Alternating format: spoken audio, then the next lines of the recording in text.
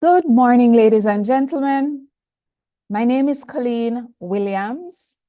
I am one of the senior technical specialists in Tax Administration Jamaica, and my portfolio responsibility is for training and publications. I take this opportunity this morning to welcome one and all to this, our second payroll webinar entitled Administration of Payroll, Taxes and Contributions. Now, this session was inspired by you, our valued customers. It was designed with you in mind. So before we proceed any further, I just want to acknowledge our Heavenly Father. So let us pray. Kind, loving Lord, we come to you this morning. We just want to give you thanks and praise for who you are. Lord, we commit this time to you. We ask that you will lead, guide, and direct, that you will go before us.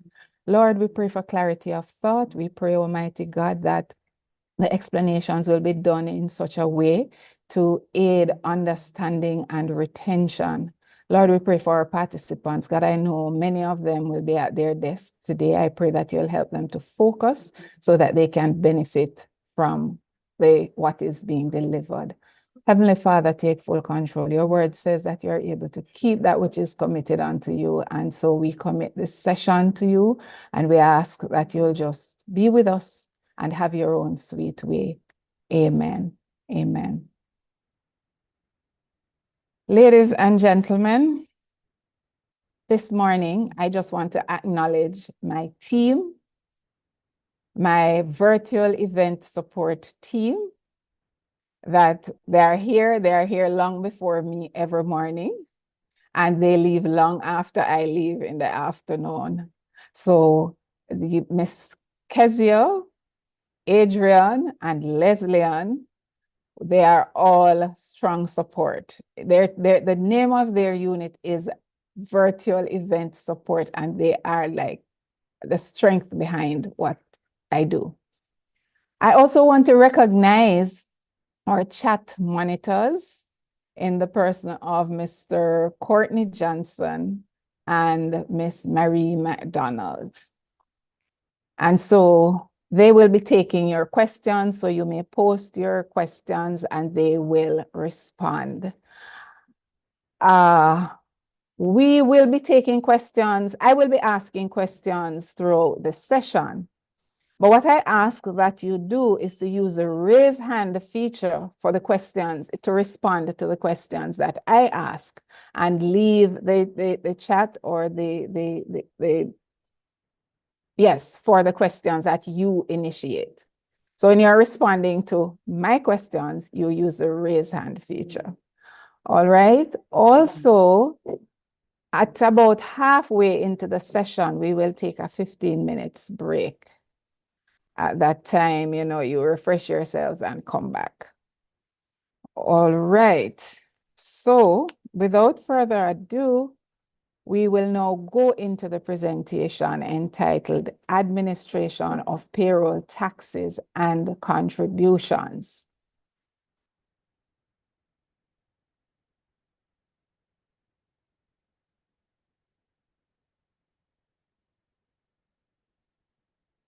Yes. So just a little technical issue, and we're sorting it out. We're sorting it out. Okay.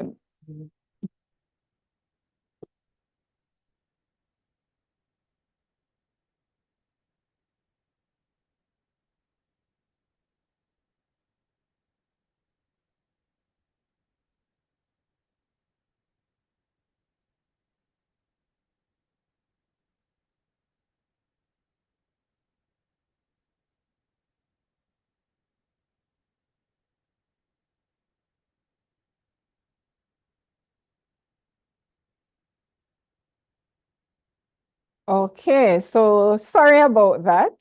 We do apologize, but we are looking forward to a day that will be very fulfilling to all of us. You know, the session that we've had before was very interactive, and we expect that this will be no less so, because it is really about you. It's not just about us giving you information. It is about you assimilating and being able to relate what we're saying to what you do. And so this morning, or the title of our presentation, Administration of Payroll Taxes and Contributions. And so, like with everything else that we do, we need to have objectives. What do we hope to accomplish today? And so at the end of this session, you should be able to state the legislative authority which governs some of the fundamental payroll issues. Now, I say that because it is impossible for us to provide you with all the information about payroll in any one setting. And so you're going to need to know where to find information. And so as we go through the presentation, you'll see me citing, or you'll hear me citing, you know, legislative authority for what is being said, right? The other thing that we need to be able to do is to distinguish between contract of service and contract for service, because that will help persons who engage the services of other persons to understand their obligation in, you know, whatever the engagement is. And that is what this is all about. We don't want you to be able to be in a position where you should be withholding, but you're not withholding, or you should not be withholding and you are. We just want to ensure to clear the air on that. Also, you should be able to identify payments that are classified as emoluments. What are considered emoluments? You should leave here today with a clear understanding of that. And not only that, but to be able to distinguish between those that are subject to tax and those that are not. There are some, what we call benefits in kind, that an employer will provide to their to his employee. And so we want to, there are two that we're going to be focusing on today, and that's motor vehicle benefit and accommodation benefit. We're going to be looking at those, how they are to be treated for tax purposes. And finally, we want to be able, you should be able to accurately compute statutory deductions. Because during our webinar on pension and the threshold, we realized that a number of questions were coming through, you know, regarding some of these matters, especially the last one there. So we're going to be looking at that, looking at the age ranges. We're going to be looking at the rates and who should pay, who shouldn't pay, how long should they pay. All right, and what's the order of the computation? Because that is critical too. Do I take NIS before I compute education tax? What comes before I compute NHT? We're going to be working through all of that. All right, so on the matter of the engagements for the provision of service or services, there are essentially two main categories. So we have contract for services and contract of service. Now, in respect of the contract for services, this is where you engage the services of an independent contractor, right? This person, the service provider, acts as a self-employed person. They are self-directed and they bear all the risk and they take all the rewards for what they do.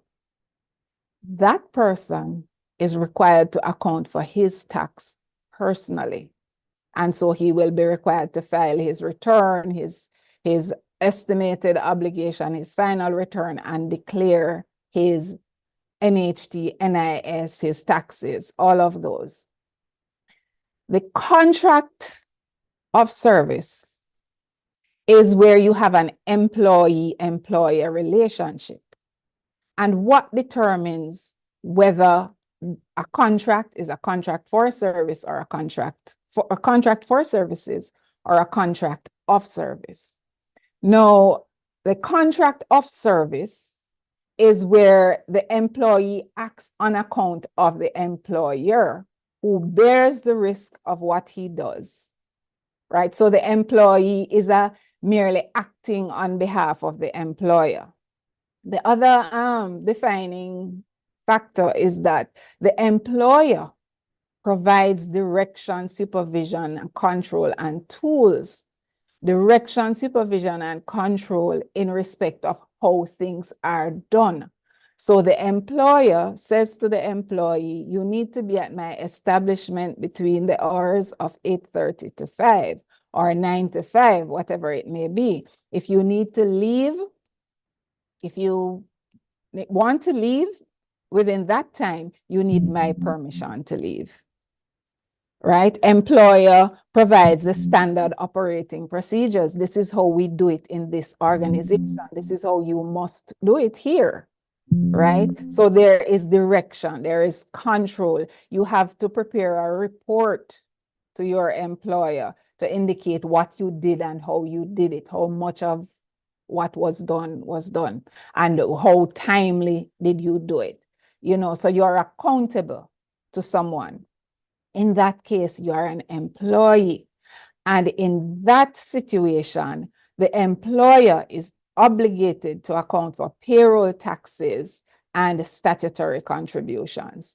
Legislatively, he is required, or she is required, to account for, you know, your statutory deductions and your taxes. Now, there are two recent cases, and they are really Jamaican cases. So when you speak to the relevance, they couldn't be more relevant. That clearly outlines the defining features of a contract of service. And those two cases are, one, the National Housing Trust versus Marksman, and the other one is Jamaica Unlimited versus the Commissioner General of Tax Administration, Jamaica. So in your time, you can do further reading if you want to delve more deeply into, you know, the defining factors of a contract of service. Because after all, it is contract of service. We're going to be proceeding with what is required in the context of a contract of service. And so now we look to the duties of the employer. And to start that off, we have to underscore the fact that the terms of a contract for the provision of service ultimately determines the type of contract. So it is not what is said, it is not because somebody signed an agreement to say that they're an employee signed an agreement to say that they are responsible for their taxes. That does not make a contract of service, right? We have to look to what are the terms of the contract. And some of them I would have highlighted before. Your employer tells you when to come to work. Your employer provides uniform. They provide the tools. Those are the defining factors, right? So where the engagement is a contract, is determined to be a contract of service, the employer is obligated to carry out his duties as stipulated in the second schedule to the Income Tax Act.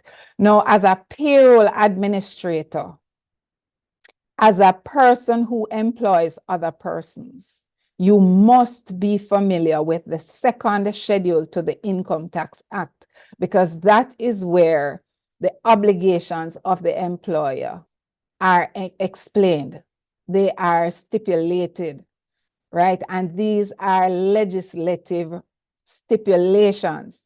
And so if you're not doing them, then you're acting in contravention of the act. And I know you don't want to do that, but sometimes knowing where to find the information may be the challenge. So here, after attending this webinar today, you know that your go-to as a payroll person, as an employer, is the second schedule to the Income Tax Act. And I just want to highlight a few of the obligations, right? So Regulation 7 in the second schedule speaks to the requirement to deduct and remit income tax. Regulation 14 speaks to the administration, like things like how the tax is to be computed, right? All of that instruction is there. And you have Regulation 18 speaks to the duties upon cessation of employment, and that is really the whole matter of issuing that P45. Many persons would have indicated to us that there is sometimes some hesitancy in the former employer providing the P45, but that ought not to be, because it is a legal requirement. The employer with whom the employee would have ceased, or the employer with whom the person would have ceased to be an employee is obligated by law to give a P45 to that person. So when they go to the next employer, then that other employer would have the information to continue with the computation of the person's taxes and contributions.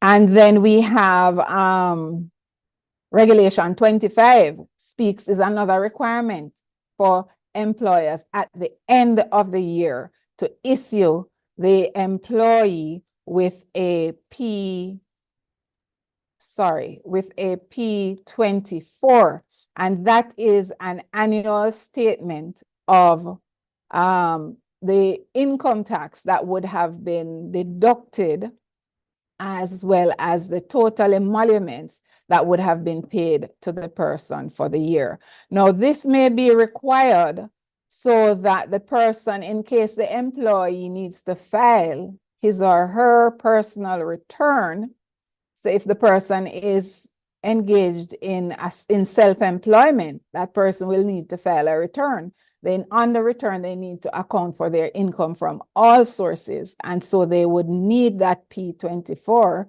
to, as proof of their income from employment, right? Then we have Regulation 26, which speaks to the filing of the S01.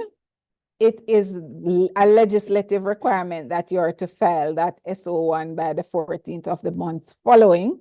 And then 29 speaks to the filing of the annual income tax return. Those are just a few of the obligations of the employer, right? And as I would have said, the employer is not absolved from his obligation by virtue of the employee signing an agreement to say that he's personally responsible for his taxes and contributions.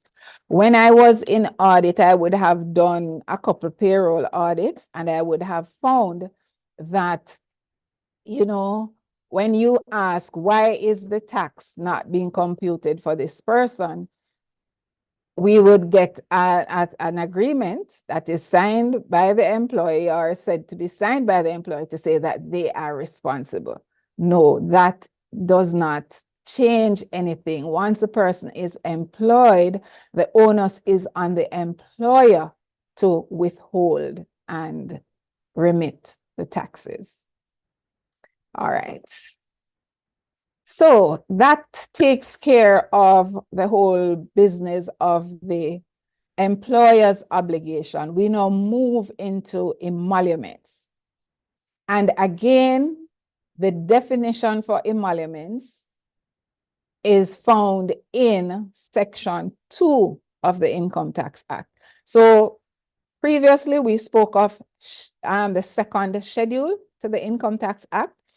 That is where you're going to find all the obligations of the employer.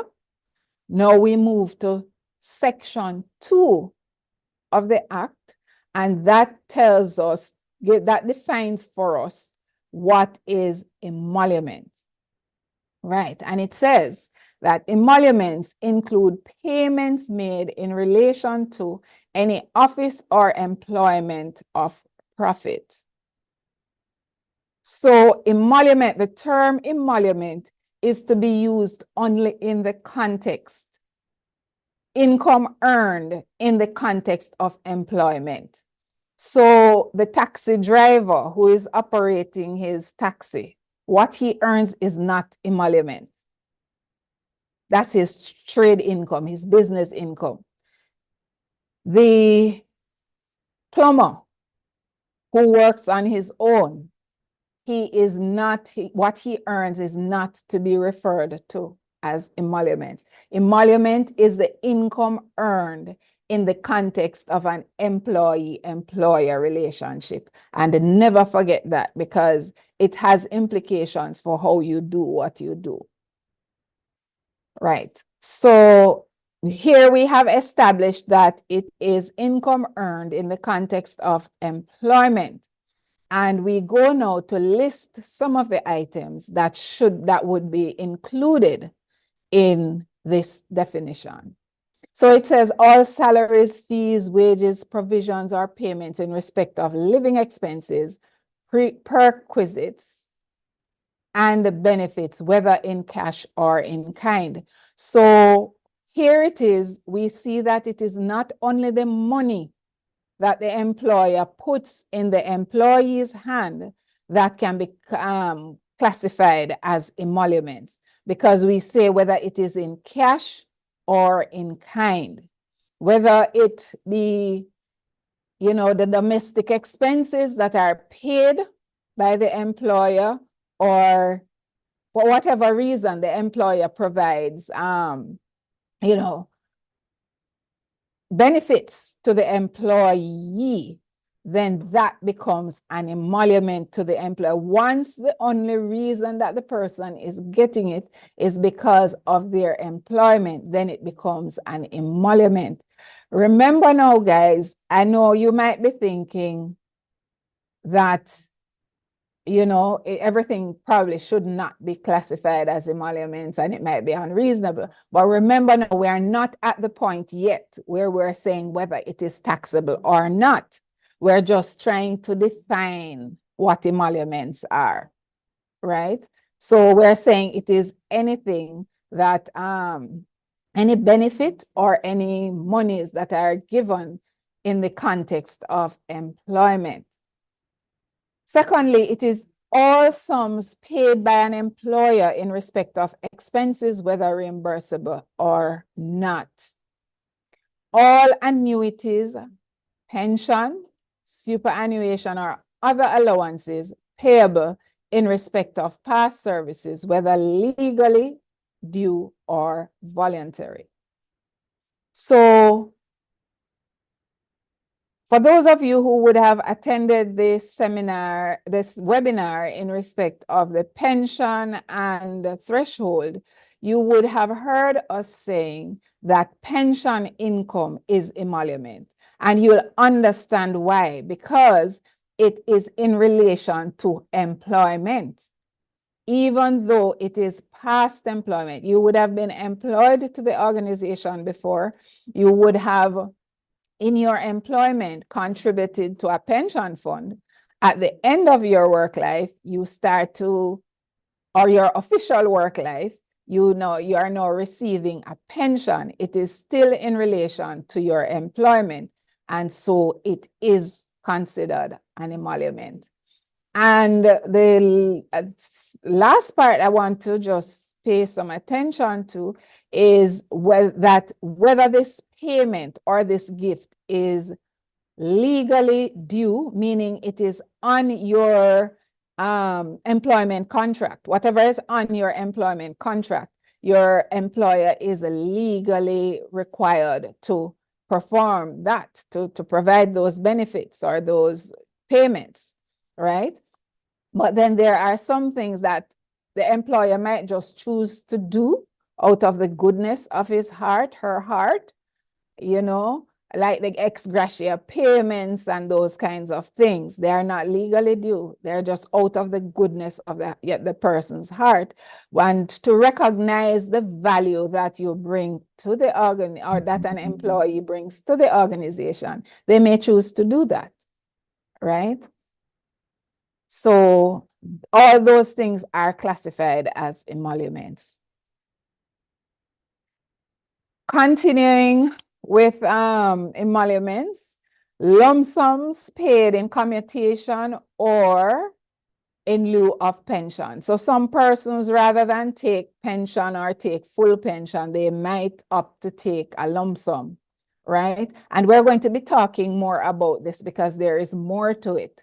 But I'm just saying at this point that that comes into the scope of emoluments.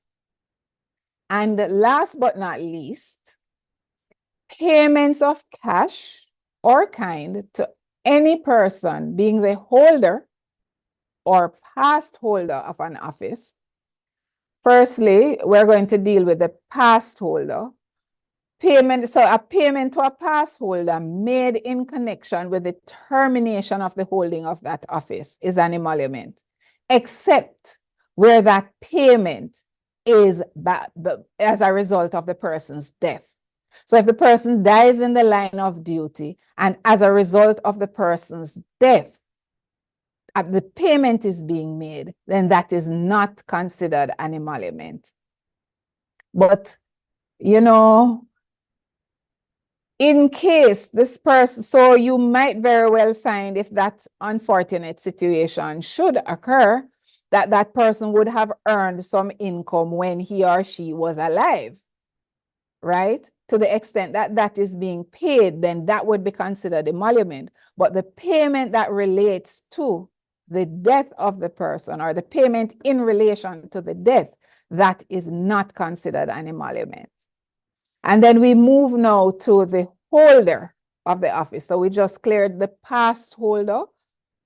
And we're saying once you're alive and you're being paid, the payment is an emolument. But the payment in respect of that is made as a result of the death of the employee is not an emolument. And so if you are still holding the office, you have not, you're not a past holder, you're a current holder, then we're saying any payment that is made, right, to probably incentivize a change in the or to result in a change in the nature of the terms of the engagement or an undertaking given by the person as to his future conduct. So something to incentivize the person. All those come in the scope for emoluments, right? This payment is treated as being made to the employee, whether it is made to him or his relative. So that is common. So once it is being made, once you're alive and a payment is being made as a result of your employment, right? And regardless of who it is paid to, if it is paid to your child, your parents, anybody, it is deemed to be paid to you. The only time it is not deemed to be paid to you is where you no longer exist, you have died. Then it is not being paid to you, right? I trust that that will be taking breaks along the way. Never mind. I hope you're putting your questions in the chat. And I'm sure they're going to be responded to, but we'll stop at intervals and take questions. No, just continuing with emoluments. Some of the items of emoluments, we spoke about benefits in kind, benefits in cash. You'll see a listing here on the screen of some of them. I will not necessarily go through all of them because I would imagine that most of us would be familiar with most of them. I just want to point us, though, to the last one on the list, shares in the company, where a company gives shares to its employee, gifts shares to its employees, so the employees don't pay for the shares. That is considered an emolument. And it's subject to tax at the point where the shares are vested. That is where the employee owns the shares and are now in a position to benefit from them, right? That's when it becomes an emolument, and the emolument would be the market value of the shares. So if those shares are being sold on the market for $100 each, and this employee would have gotten 1,000 of those, then the emolument would be 1,000 times $100. All right. So emoluments, we looked at what they are. Now we're going to look at how do we determine whether they are brought into charge for tax or not, right? So section 5(1)(c), let me just back up a little bit. Section 2 tells you what the definition of emoluments is. The definition is section 5(1)(c), and this is, I hope you're making note of these sections of the Act. Section 5(1)(c) of the Income Tax Act brings emolument into charge, but that's a general provision, right? There are, however, some exceptions to some items of these emoluments being taxable. And we're going to look to 3 different parts of the Act that will guide us in that regard. From time to time, persons will call us to say, we have paid this, is it taxable? But hopefully after today, you'll be able to, consider it, contemplate it yourself before. You may still reach out to us. We're still here for you, but we just want to help you to be able to find the information on your own. So section 5(1)(c). Within section 5(1)(c), there are a number of items of emolument that it will say, well, you'll see the provision written somewhat like emoluments are except, and it provides some exceptions, right? So it will say emoluments are taxable except for a particular thing. Or it will say, outline how there are special treatment, even if an item of emolument is subject to tax, there might be some special treatment under certain circumstances. And we're going to be getting into more details on this. But I'm saying the exceptions, some of them are found in the same section 5(1)(c) that brings emolument into charge, right? The other place that we find some exceptions, well, exemptions this time, is in section 12 of the Income Tax Act. Now, for those who have been around the Act for any time, section 12 provides for the items of income that are exempt from income tax. And what section 12 does is that it outlines the circumstances, the persons, the type of income, and all of that, which would be exempt, right? Because you're going to find that, for example, emoluments are brought into charge. You'll find exemption for emoluments paid to specific persons under specific circumstances to be exempt. So we will point you to some of those. And then the other place where you will find the authority for emoluments not being subject to tax is in paragraphs 8 and 9 of the second schedule, which I told you about earlier this morning, right, of the Income Tax Act, where the Commissioner General may determine that a part of an emolument may be paid without the incidence of tax. And I'm sure it's popping up in your head now, like the traveling allowance, and we'll talk some more about those. And you would be correct if that would have come to mind. So at this point, we're going to be taking questions just in case you would want to verbalize your questions. And my tech team will be assisting me here. Yes. So any questions before we proceed? I know you would have been putting them in the is the Q&A or in the chat, but we would have been posting your questions. The other thing Any question? Laura Levy. Laura? Unmute and go ahead, Laura. Thank you so much. Good morning. Yes. So far, so good with this presentation. Recently, I was asked exactly where it could be found that gratuity payments are not taxable. And recently you were asked what? Where it stated that gratuity payments are not taxable. Okay, and we're going to be coming to that. So I ask you to just hold on to that because we have it all laid out with the legislative authority and everything, and we're going to be going through that in detail. So I thank you for that question, and I thank you that that would have piqued your interest. So you'll be keeping your ears to the ground for the response to that.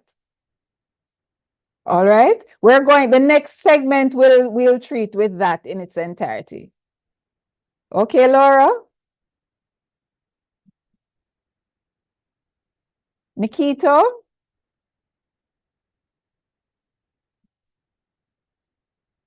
Nikito? Okay. Yes. Can you hear me? Yes. Go ahead. Morning. Just wanted to ask a quick question. If the tax that's withheld from the shares that is gifted, Yes. if that is different from the tax withholding on the shares itself. All right. So thank you for that question. So at the point when the shares are gifted to the employee, it is an emolument. The market value of the shares would be considered an emolument, right? And because it is given to the employee as a result in the context of his or her employer, the relationship with his or her employer, the company. But at the point where the person is now, say a year or two down the line, when the person starts to receive dividends in respect of those shares, the dividend is not as a result of the employee-employer relationship. The dividend is as a result of the employee being a shareholder, not an employee. Because at that point, let's face it, say I am not working with the company and you are working with the company, and the company has given you shares. I bought shares. A year or two down the line, when the company pays dividends, both of us will get dividends. You will get dividend not because you are employed to the company, but because you're a shareholder. I will get dividend because I am a shareholder. So what it means is that the withholding in respect of the dividends is not an emolument. The payment of dividends is not an emolument. And therefore, it would be not, you'd not be required to with that 15% tax that should be withheld on ordinary shares. You would not be required to account for that through the payroll, because that's not an emolument. Have I answered the question?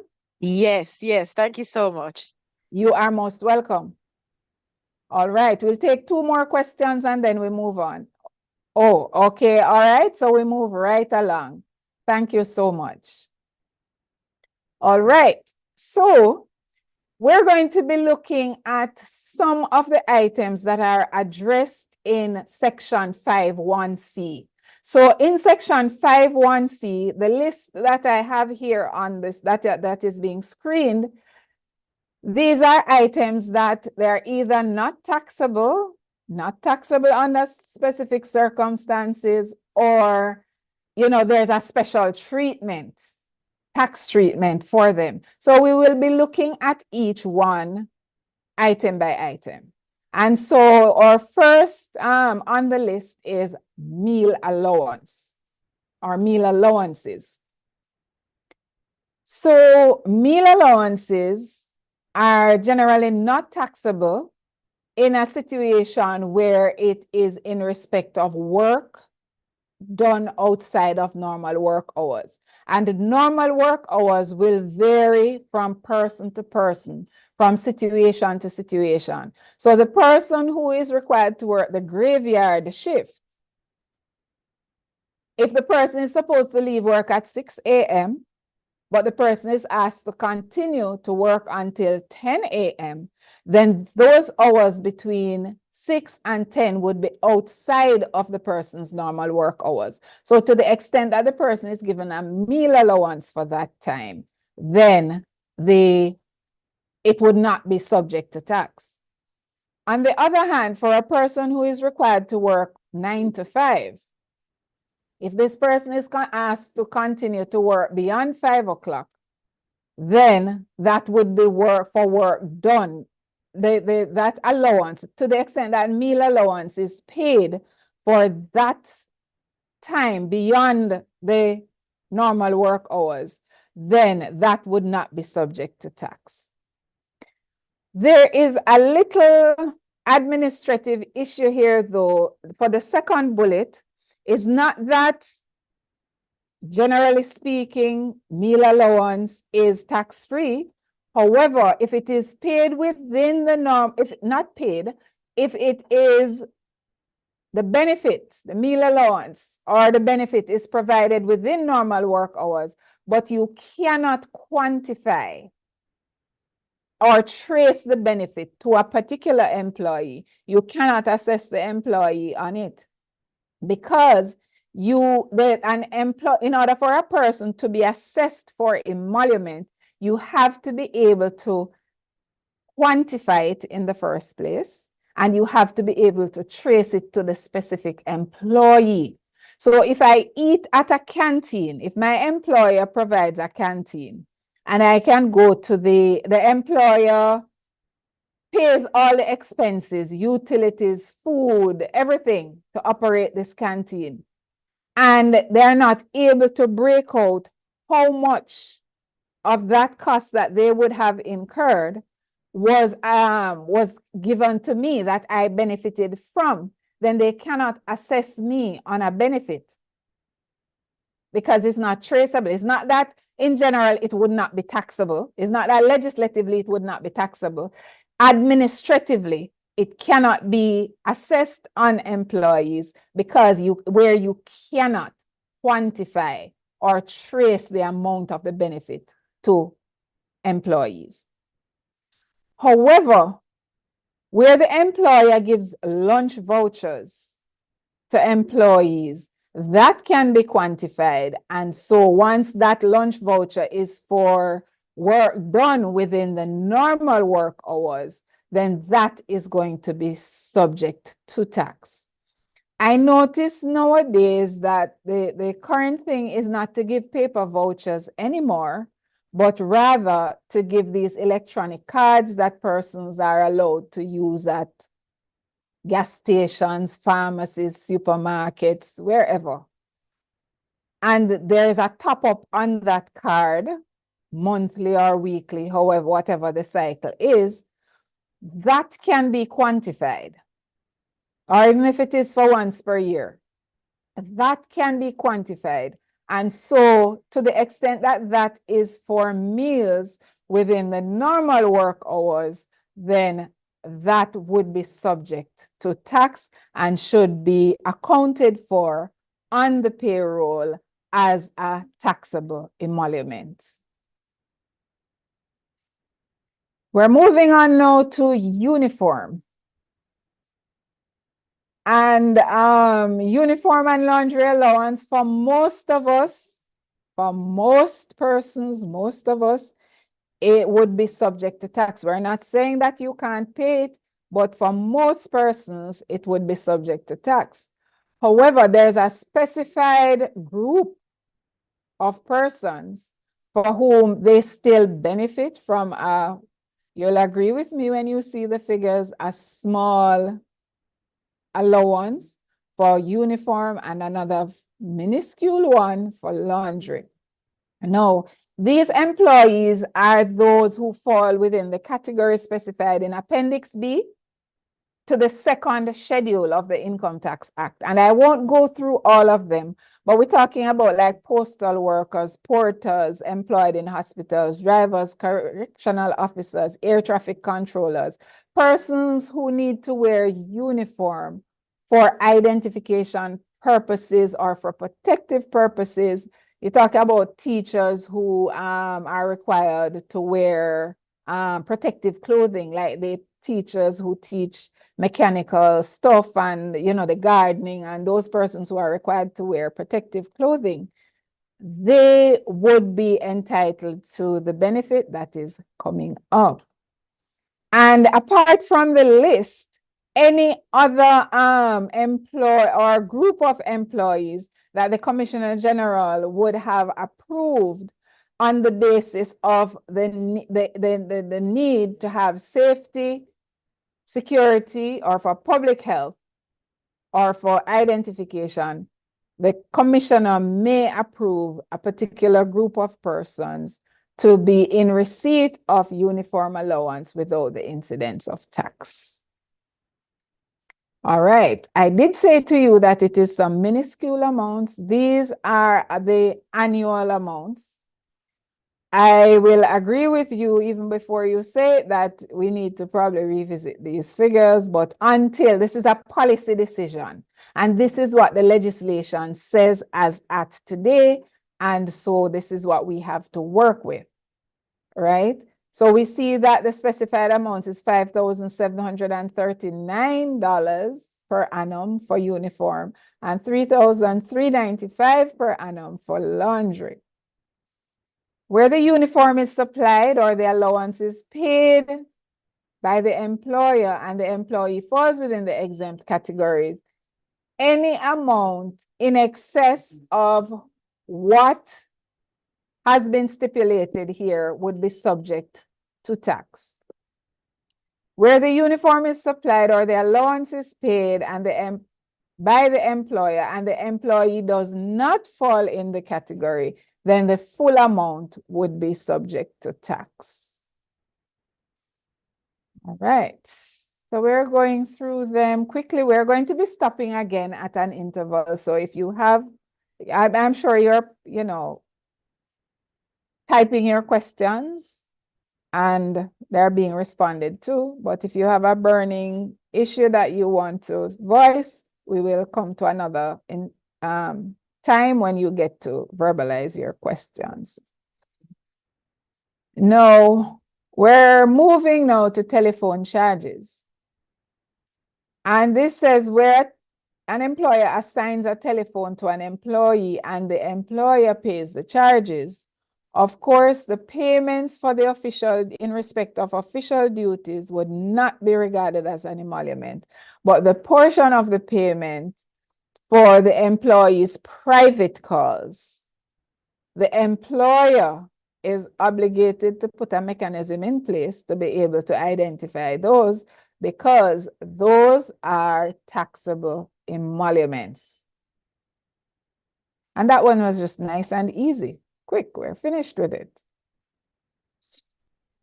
Now, continuing with parts of a person's emoluments that would not be subject to tax, to the extent that an employee uses a portion of his emoluments to acquire shares under the share ownership, the Employee Share Ownership Plan Act, and to the extent that the same is relieved from income tax under that act, then that amount is not subject to tax. Now, I would have mentioned before that where an employer gifts shares to an employee, that is an emolument. This is not what we're talking about here. What we're talking about here is where there is the employer. I don't know how popular this is now, but I'm sure the act has not been repealed. So to the extent that, you know, employers are operating under this act, the Employee Share Ownership Plan Act, and an employee purchases shares. So notice now it's not a gift. the employee is purchasing shares in the company, to the extent that, you know, the emoluments of the employee that would be used to purchase these shares, that is not subject to tax. But if you notice now, the second bullet puts a cap on the amount, and it is 10% of the employee's aggregate emoluments. So that's would say, so you and when we get to the point of later on in the discussion, we will seek to bring that to the fore some more, so you'll get a better understanding, see how it works in respect of you know, the computation of your taxes and contributions. All right, so somebody had raised the question about was it gratuity lump sum payments? And I did say that we will come to it. Well, this is it. Now, lump sum payments made by an employer to an employee or former employee falls within the definition of emoluments and would generally be subject to tax. And what is lump sum? The Act defined that as any payment other than a periodic payment. So your salary is a periodic payment, but a lump sum would be like a one-off payment. That's essentially what that definition is saying. And we will see more on that as we go along. No, so we're saying lump sum payments in relation to employment, those are emoluments, and they would normally be brought into charge under Section 5(1)(c), which means that they would be taxable. However, there are some exceptions to this general rule. The Income Tax Act stipulates certain conditions under which the full amount or a part of it is not subject to tax. And I know my friend who had raised the query earlier that her antenna is up at this point. So we're looking at where it is not subject to tax, where lump sum payments are not subject to tax. Where the lump sum is paid out of the consolidated funds, that's the government's purse, as well as designated public fund or account. Now that has to do with some of our agencies or entities, government entities that have an income generating activity. So they are partly self-funded. Once those funds are designated to be public funds and a lump sum is paid out of those funds, then the full amount of the sum is not subject to tax. Secondly, where the lump sum is paid by an employer to compensate for the employee having suffered permanent physical or mental incapacity in the execution of his duties. And the legislative authority is paragraph 3D of the Income Tax Termination of Employment Order. Right. So that would, in terms of the legislative authority, and then we come now to Section 5(1)(c)(4) of the Income Tax Act, provides for situations where the lump sum, the full amount of the lump sum or part of it may be tax-free. Right? So what we looked at before were two circumstances under which the full payment would be tax-free. What we're going to hear now is where the full amount or a part of it may be tax-free. And that is Section 5(1)(c)(4) of the Income Tax Act. And that stipulates that lump sums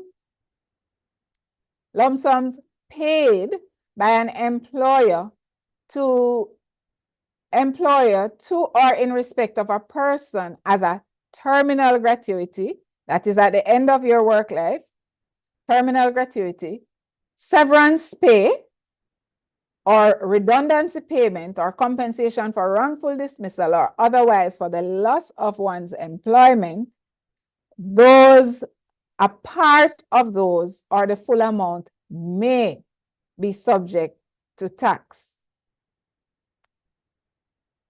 Right.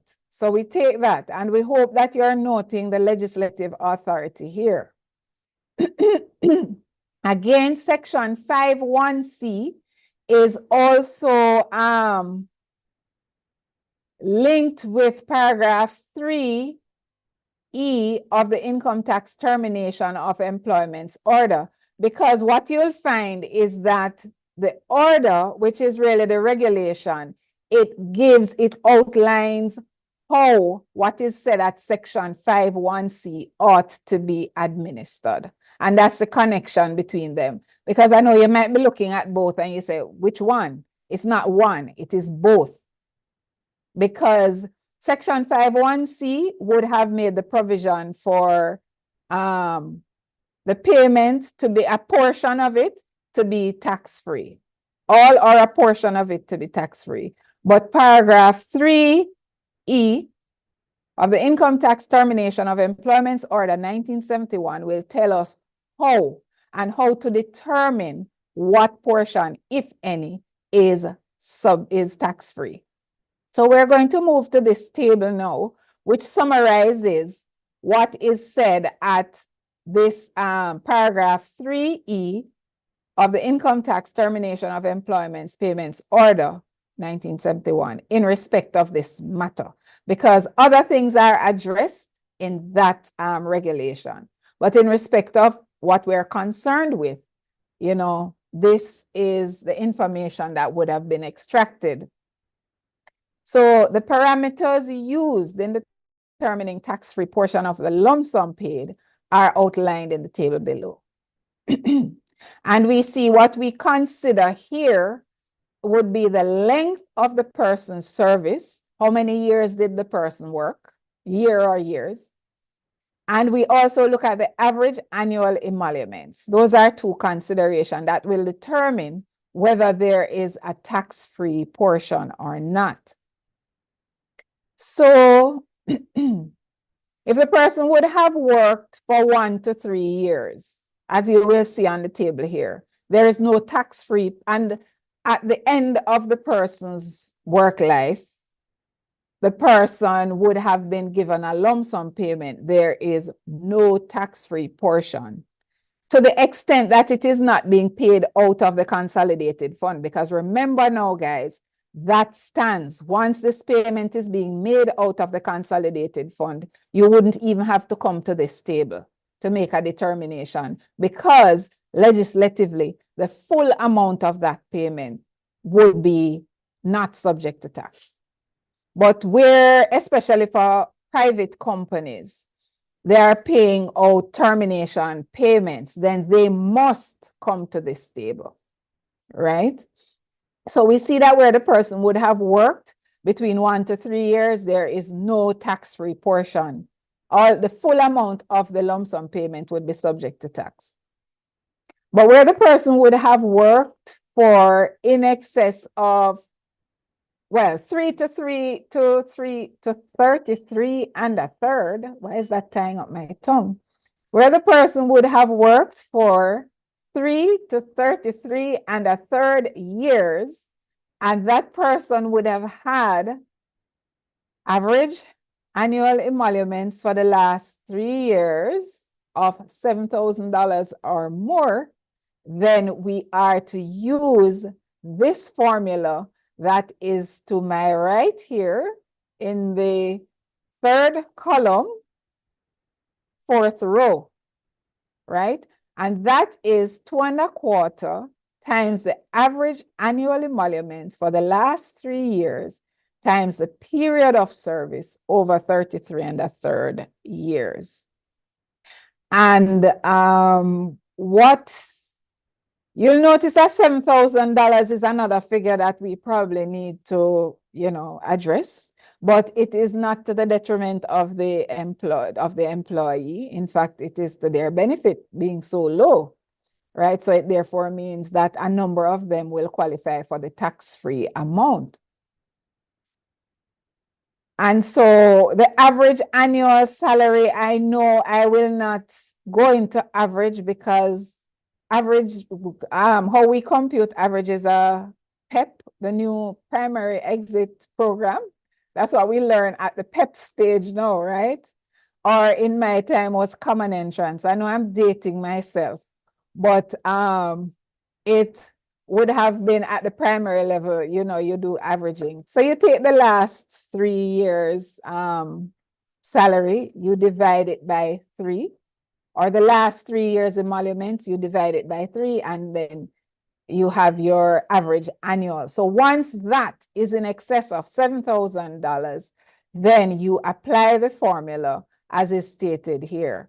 2.25 times the average annual emoluments for the last 3 years times the period of service over the 33 1/3 years.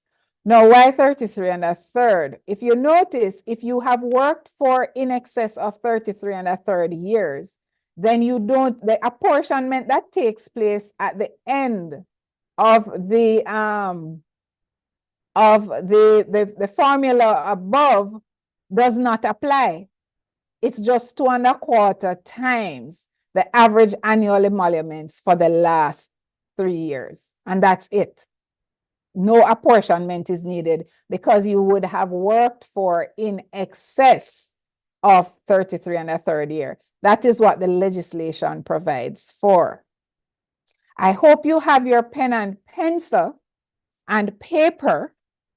And I would prefer pencil and paper because we're now going to be getting into some work. You are going to be assisting me to compute the tax-free amount, if any, for this scenario that is coming up next. I would recommend that you take a picture probably of this slide because you might need the formula, or you write it down because you're going to need it. For those who are not able to do so, if it is that you want me to come back to it, I'll come back to it. But if at all you can take a picture of it, then I encourage you to do so. Okay, so first computation up. It reads, Mark Anthony was employed to ABS Limited for 15 years. Before retiring in December 2023. In recognition of his excellent service over the years, a terminal payment of $6 million was made to him. His average annual salary for the last 3 years was $4,500,000. You're required to compute the amount, if any, that is subject to tax. So how much of the $6 million that is paid to Mr. Anthony is subject to tax? Bearing in mind that he would have worked for 15 years and his average annual salary for the last 3 years is $4.5 million. And I'm going to give you 2 minutes to, so what is the information that you need from this slide? You need 15 years. You need to know the amount of the payment, which was $6 million. And you need to know the average annual salary for the last 3 years. All right, so I give you 2 minutes to tell me how much, if any, of the $6 million will be subject to tax. And I'm at 10:34, so at 10:36, we will take the answers. And you're going to use the raise hand feature.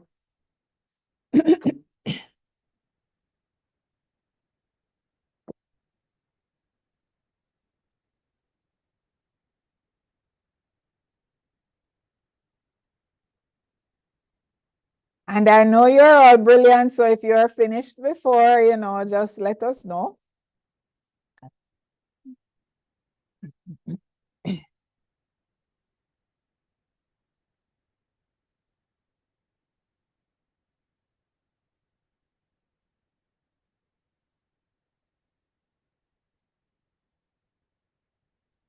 Let me just step back to the slide, the previous slide, just in case somebody wants the formula.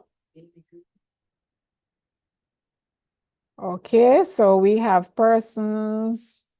Let me just give a couple more seconds and then I'll take the answers.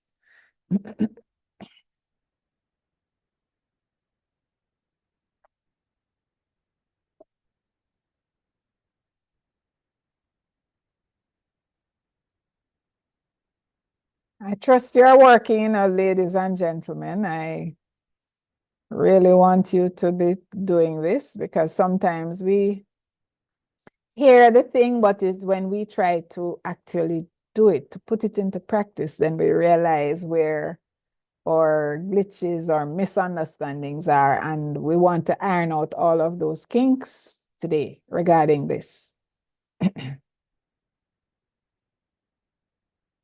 All right, so we're going to be taking the answers now. How much of the $6 million paid to Mr. Anthony is subject to tax? What are the responses? How many hands are up? My tech team is helping me here.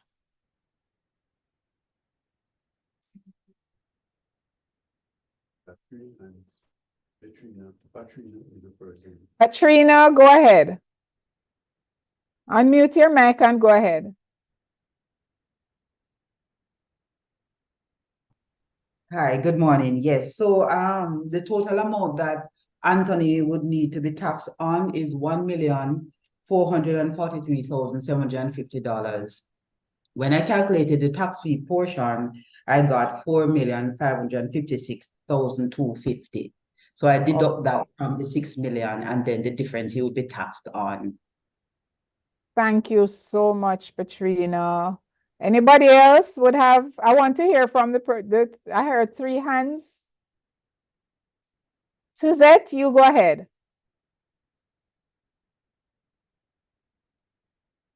Suzette, unmute and tell me what you got. All right, Suzette is not quite ready yet. Oh, she's coming.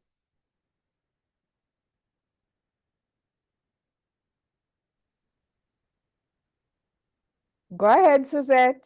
Okay, the answer would be 4,556,254.56. Okay, so that would be what? The amount that is subject to tax or the amount not subject to tax? Not subject to tax. Not subject to tax. Yes. Okay. All right. Okay. Thank you for that, Suzette. Anybody else? Alan?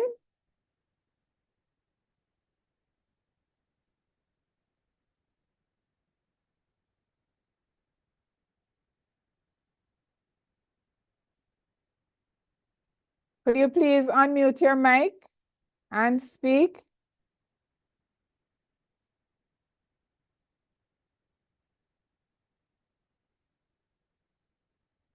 Renan, I am a little wary in pronouncing the first name. I don't want to butcher your name. Renan, is it Renan? Or Renan?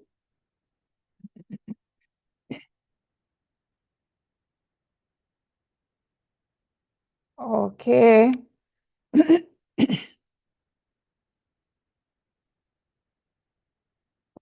Laura, go ahead.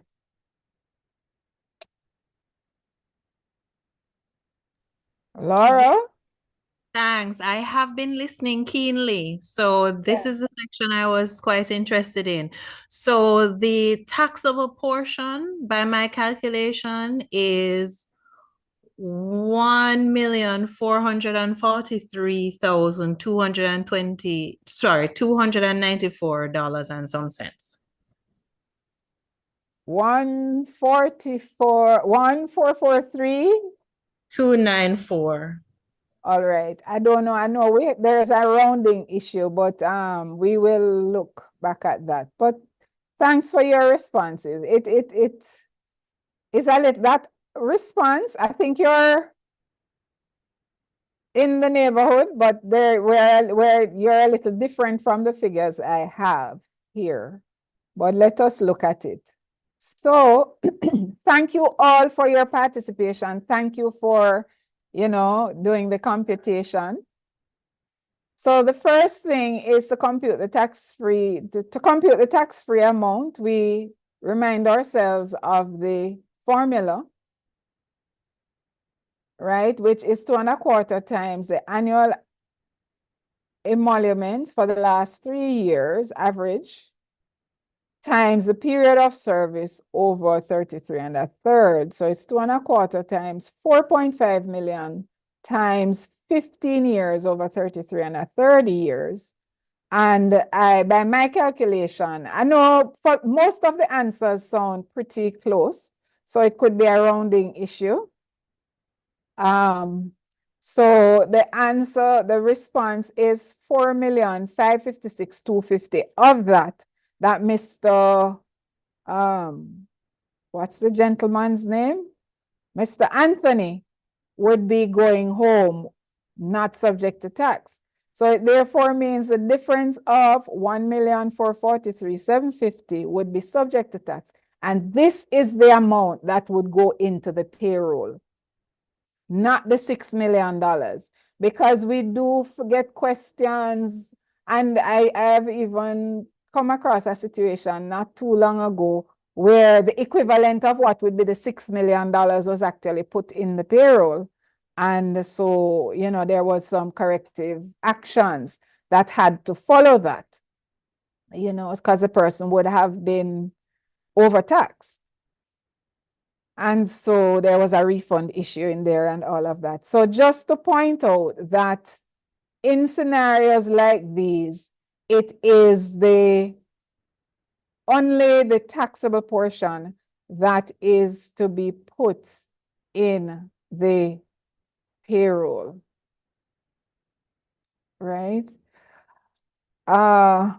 So I take it that would have been clear. And what will happen too in terms of the application of the statutory deductions, all of them will be applicable except NIS. More than likely, the person would have been, or to the extent, let me not say more than likely, to the extent that the person's salary or other emoluments would have covered the NIS, because remember there's a limit on NIS, of course we'll come to that, then none would be payable in respect of this payment, but the others would be applicable. All right. I'm So sorry, let me ask. can I Sure. just make one point? I think Yes. where I went wrong, I don't know about anyone else, but Yes. looking at the formula, I didn't realize as it's set out here that it was just the 15 years that was to be divided by the 33 1/3, because the table, it looked like it also was underlined the average emolument of the 3 years. So I thought that was sorry about that. Okay. Sorry about that. But it is intended to, let me go back to the table. Okay, I see what you're saying. So it should be it should be under period of service.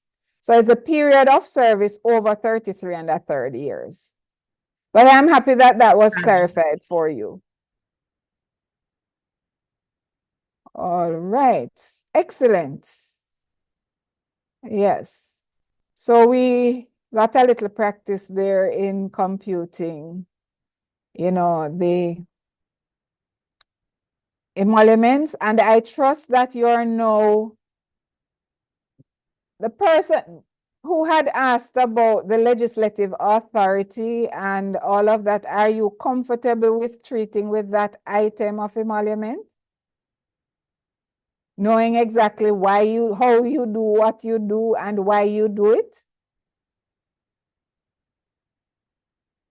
I'm not remembering the name of the person who had asked earlier.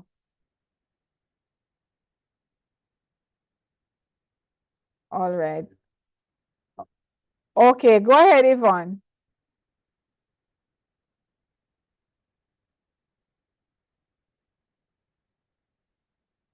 Yvonne?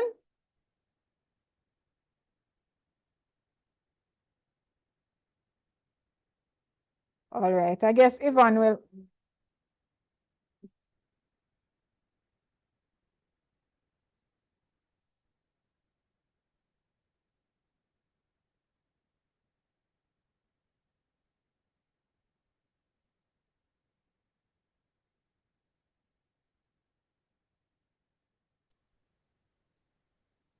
All right, go ahead. Can you hear me now?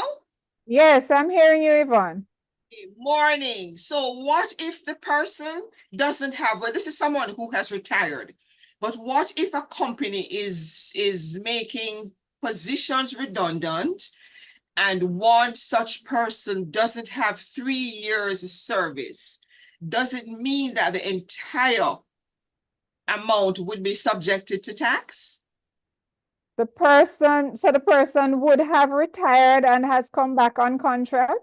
No, No, it's just the position is being made redundant. the position is being made redundant. Yes, Yeah. you need to fulfill that 3-year requirement for this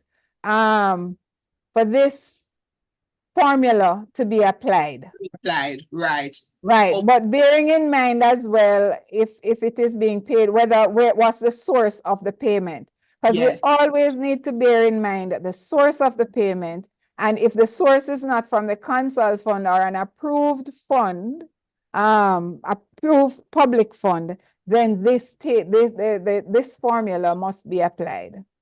Or the formula, as per this table would need to be applied. Yes, okay. Thank you so much. I You are understand. most welcome. It's specific Oh. to pensions. Yes, thanks a Oh. lot. You Okay. are most welcome. You're most welcome. All right, so we're moving on now to credit card. So, Yes. All right. So where the employer provides a credit card to the employee and it is used solely for business, then of course that's not taxable. It is only used for business. Those are expenses incurred wholly and exclusively in earning the income, and it would not be considered emoluments to the employee.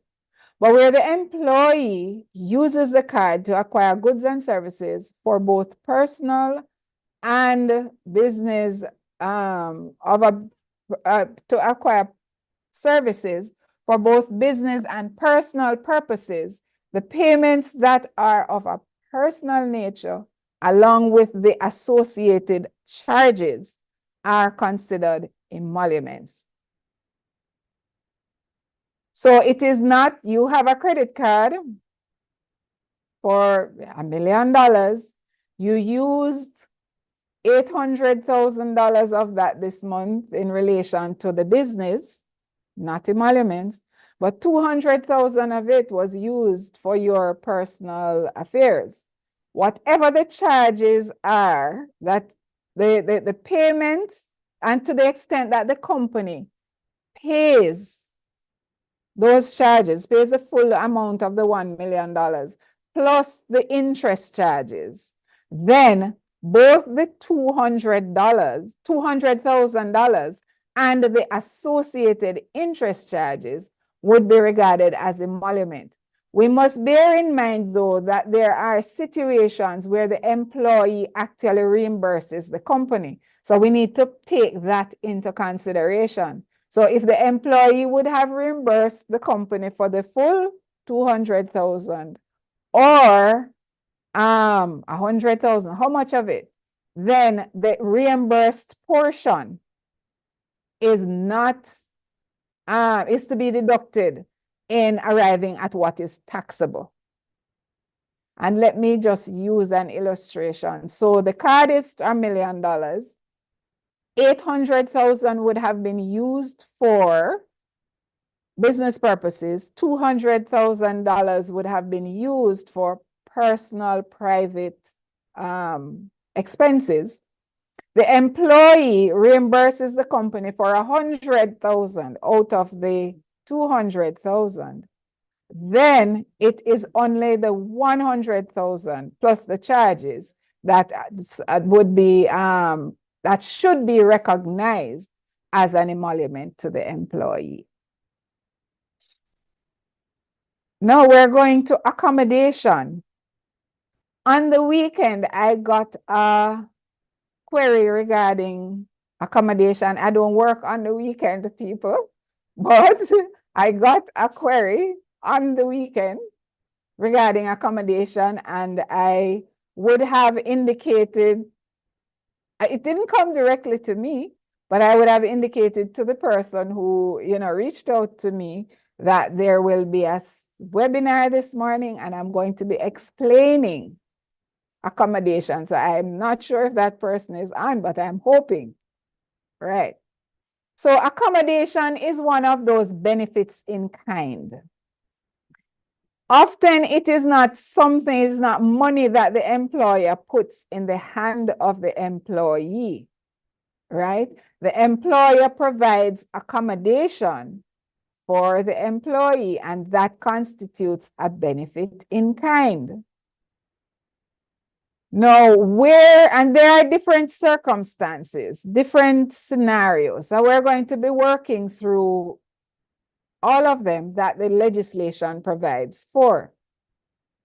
So where an employer pays rent for an employee, the employer now does not own the accommodation or the premises that is used to provide that is used by the employee. The employer pays the rent for it. To the extent that the employee is not required to live in that particular accommodation to perform his or her duties, then the full amount of the rent paid is a taxable emolument. If it is just a perk that the employer chooses to give to the employee, then the full amount of the rent paid is subject to tax. Where the employer owns the premises that is used to provide the accommodation to the employee, then the value of the benefit is the market value. And what is the market value? My employer owns a premises up in Cherry Gardens. What would be the rent paid for a similar place up in Cherry Gardens or on Red Hills Road or downtown or wherever the place is, right? So we're not targeting any specific area. The legislation does not care what the area is. It does not make any stipulation about that. But all it is saying is that the assessable benefit now, because here it is, the employer would not be paying anything out of pocket for rent per se. Of course, the employer would incur cost to maintain, but would not be paying rent to the owner because the employer is the owner. And so in that case, the employee is to be assessed on the market value. And the closest thing to the market value that we can suggest would be what would be paid on a monthly basis to acquire that same type of accommodation. All right, so we looked at what we looked at before would have been two scenarios where the employee is not required to live in the accommodation. So we see that there are either going to be taxed on the full amount of the rent or the full amount of the market value. Now, where the employee is required to live in accommodation provided by the employer, and it is established that it is necessary for him to have the accommodation to exercise his employment, the value of the benefit shall not exceed 30% of his emoluments, excluding the accommodation. So we see here that there's a cap. If you are not required to live in the accommodation, you're going to be assessed on the full amount of the rent paid or the full market value of that accommodation. But if you are required to live in the accommodation, if you are required to live in the accommodation to perform your duties, you're a night manager, you're the manager of a plant that runs 24 hours and a manufacturing plant, and you need to be on premises or near the premises, or whoever needs to be there to be on call in case an important decision that needs to be taken at a high level, or for any other reason, your job requires you to be on site or near site, and their employer provides accommodation for you, then in that instance, you are to be assessed on an accommodation benefit, but it is not the full market value or the rent paid. The amount that you're to be assessed on is capped at 30% of your emoluments, not including the accommodation. So there's a cap, and we'll explain how that cap works. But just to say that this is one part of the legislation that we tend to get a lot of questions on, because persons will say, but the legislation says it shall not exceed 30%, so I can assess the person on 10% if I want. No, that's not the intention. That's not what the legislation is intended to, that's not what is provided for. No, that interpretation would be so wrong, because there's nothing in taxation that allows the taxpayer to do what they want. The legislation stipulates, the provisions stipulate what is required, right? So to interpret this to say that I can apply 5%, 10%, 20%, any amount I want up to 30% would be incorrect. And what we ask that you do is to look at this 30% in context of what would have preceded this part of the legislation. What would have preceded this is a situation where the employees would be assessed on either full rent or full market value of accommodation.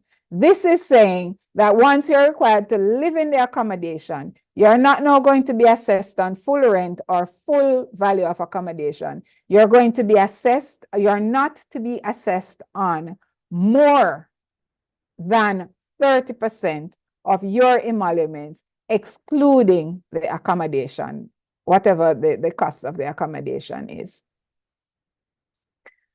All right.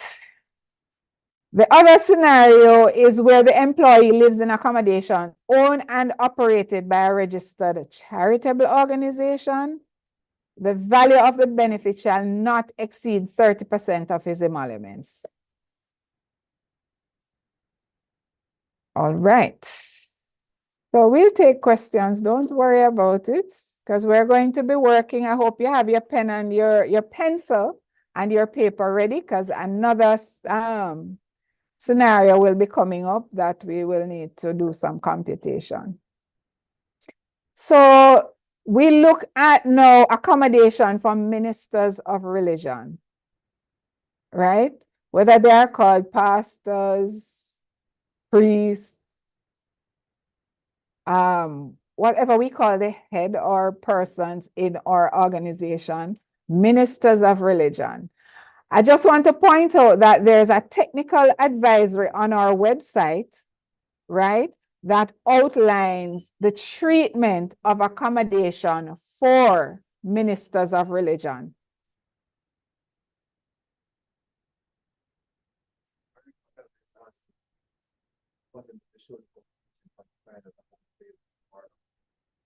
Okay, so I'm being asked to go back to the Mark Anthony situation.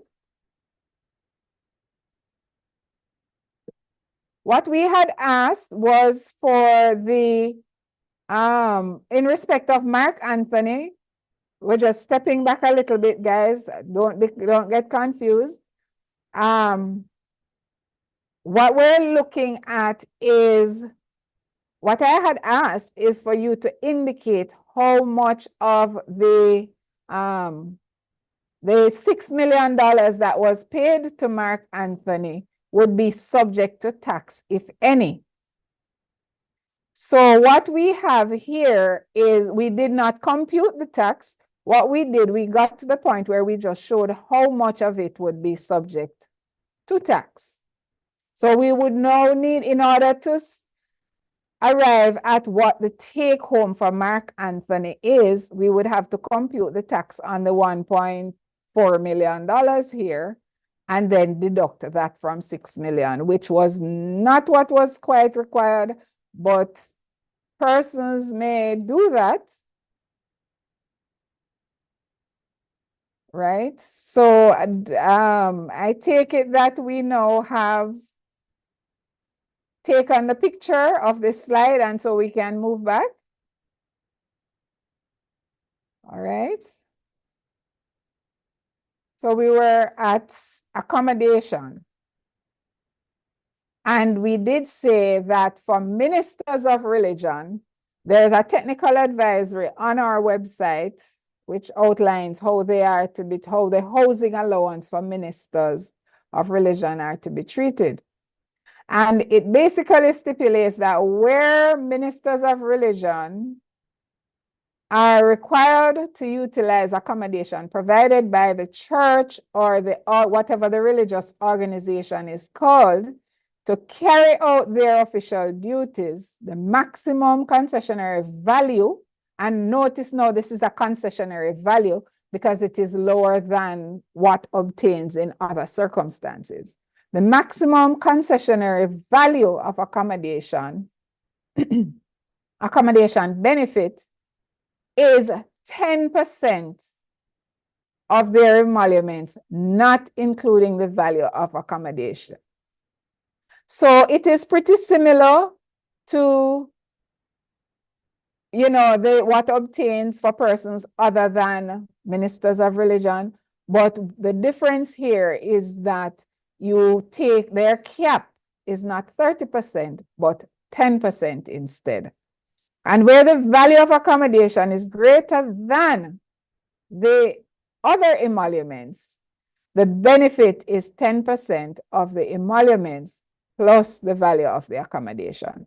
So those would be the differences.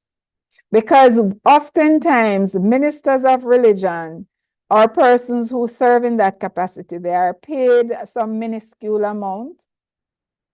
I'm not saying that is always the case.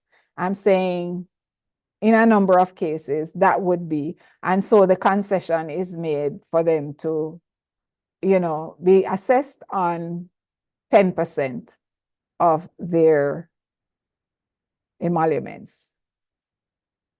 And generally speaking, it should be not including the value of the accommodation, but we say where the value of the accommodation, if you're in a place where the value of the accommodation is $3.5 million for the year, but you're getting only $1 million for the year, then how we would assess your accommodation benefit is that we would take 10% of the 1 million plus the 3.5. All right, so we're going to be computing accommodation benefit here.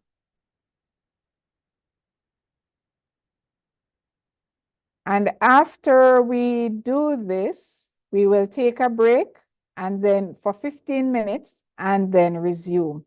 But let us just do this, strike while the iron is hot. Let us do this while it's fresh in our brains. Now, Maggie Lowe lives in St. Andrew with her family. She is employed to Sunshine Hotel, which has 3 properties, one in Kingston, one in Mandeville, and the other in Ocho Rios.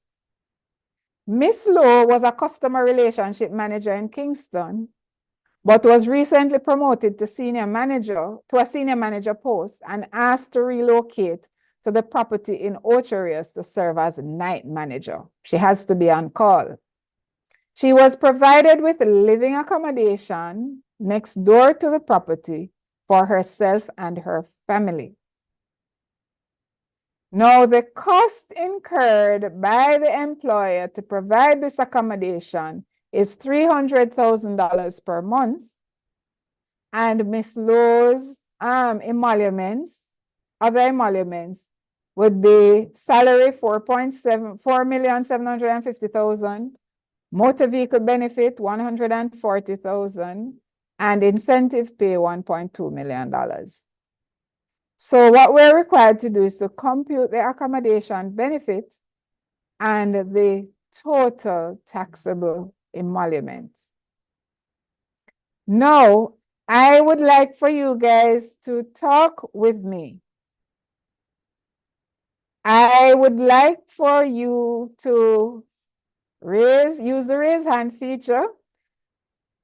Tell me, how should we treat Miss Lowe based on the information available? Should we assess her on the full amount of the full cost to provide the accommodation, or something else? Somebody? Anybody?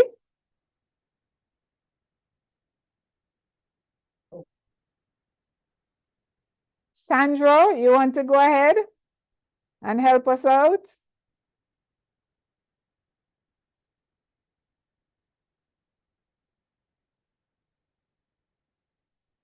Sandra, please unmute and speak to us.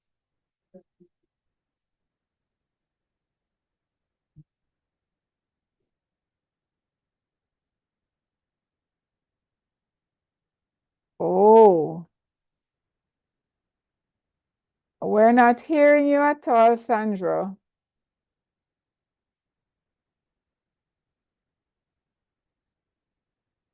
Okay, your hand is up.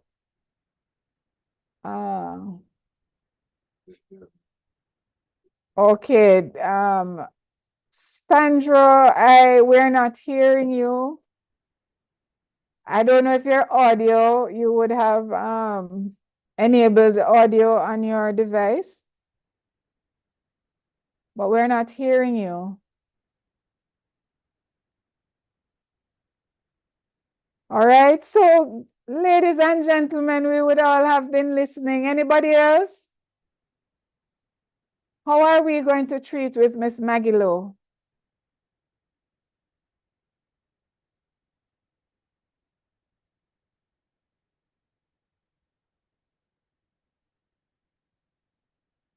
Any takers?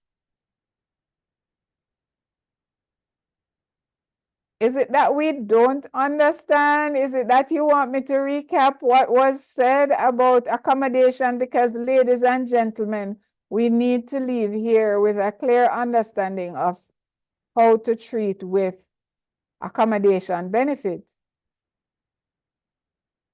Laura?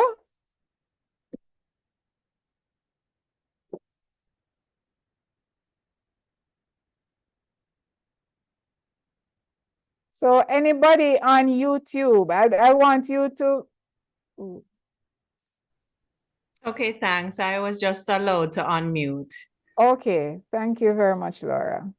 Okay, so Miss Lowe is being required to live in that place. She and her family, she is required to live in that place by her employer. So no, it wouldn't be at full cost. It wouldn't be at the full cost. But I am not clear in terms of the calculation of the portion that is taxable. But I know Okay. it would not be at the full cost. It would not be at the full cost. What is the percentage that would be applicable to Miss Lowe? What is the cap? That's what I'm not clear about. All right, so let us go back to the slides because this is it, guys. That's why I want us to, you know, for you to communicate with me. It's not enough for me to say. I want you guys to communicate with me so that whatever misunderstandings there are can be clarified. All right, so we will go back to that. Ms. Chung, anything that you want to add? Ms. Chung? Sandro? All right, let's go back to the slide and then we'll take Ms. Chung. Right.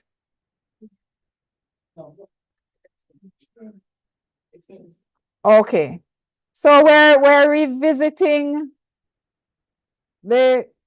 I think based on the response I got just now, we understand that if the person is not required to live in the accommodation, then they are assessed on the full amount of the rent paid or the market value of the accommodation.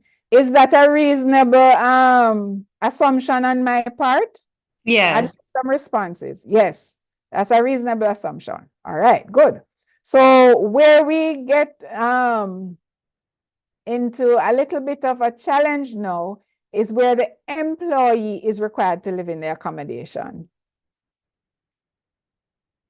Where the employer provides accommodation and the employee is required to live there in order to carry out the official duties. So the person can be living somewhere else and effectively carry out their official duties. What we're saying in that scenario, the benefit is not now the market value or the rent paid. It is restricted to 30% of the person's emolument. That's the maximum that the person is to be assessed on. So say this person is earning, and my math, forgive my math, but I'm going to use simple figures. The person is earning $1 million, right? What this is saying is that, all right, so the person is required to live in the accommodation. Person earns $1 million. The cost of maintenance and everything, providing the accommodation, is $500,000. What we're saying, we're not going to now assess this person on $500,000, right? We will not assess this person on an amount in excess of 30% of the emoluments. So this person would not be assessed on more than $300,000. Is that any clearer? Sandro?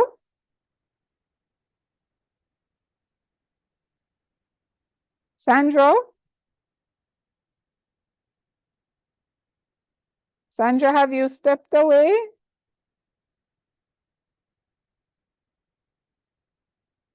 Laura, go ahead.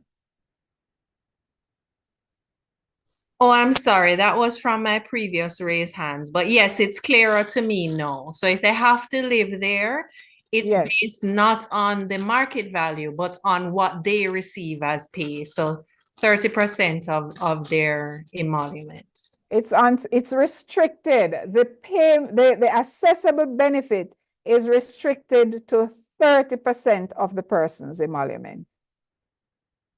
So All when right. you say not exceeding, could it be less and when? It can be less if the actual payment is less. And when we come to the computation, I would normally explain that, but it can be less. Because in the scenario I just gave you, I said that the rent or the cost of the accommodation is $500,000. The person's emolument not including accommodation, is $1 million. So what we're saying, based on this 30% rule, the maximum benefit that the person can be assessed on is $300,000. So let us say the cost of the accommodation was not $500,000, but was $100,000. We would not be assessing the person on 30% of emoluments because the cost of the accommodation would be less than 30% of the person's emoluments. And so it would be unfair to that employee to assess them at 30% at $300,000 when the cost of accommodation was only $100,000. So in that circumstance, it can be less. Have I made that clear? Yes, thank you. You are most welcome. Sandra McCleary, go ahead.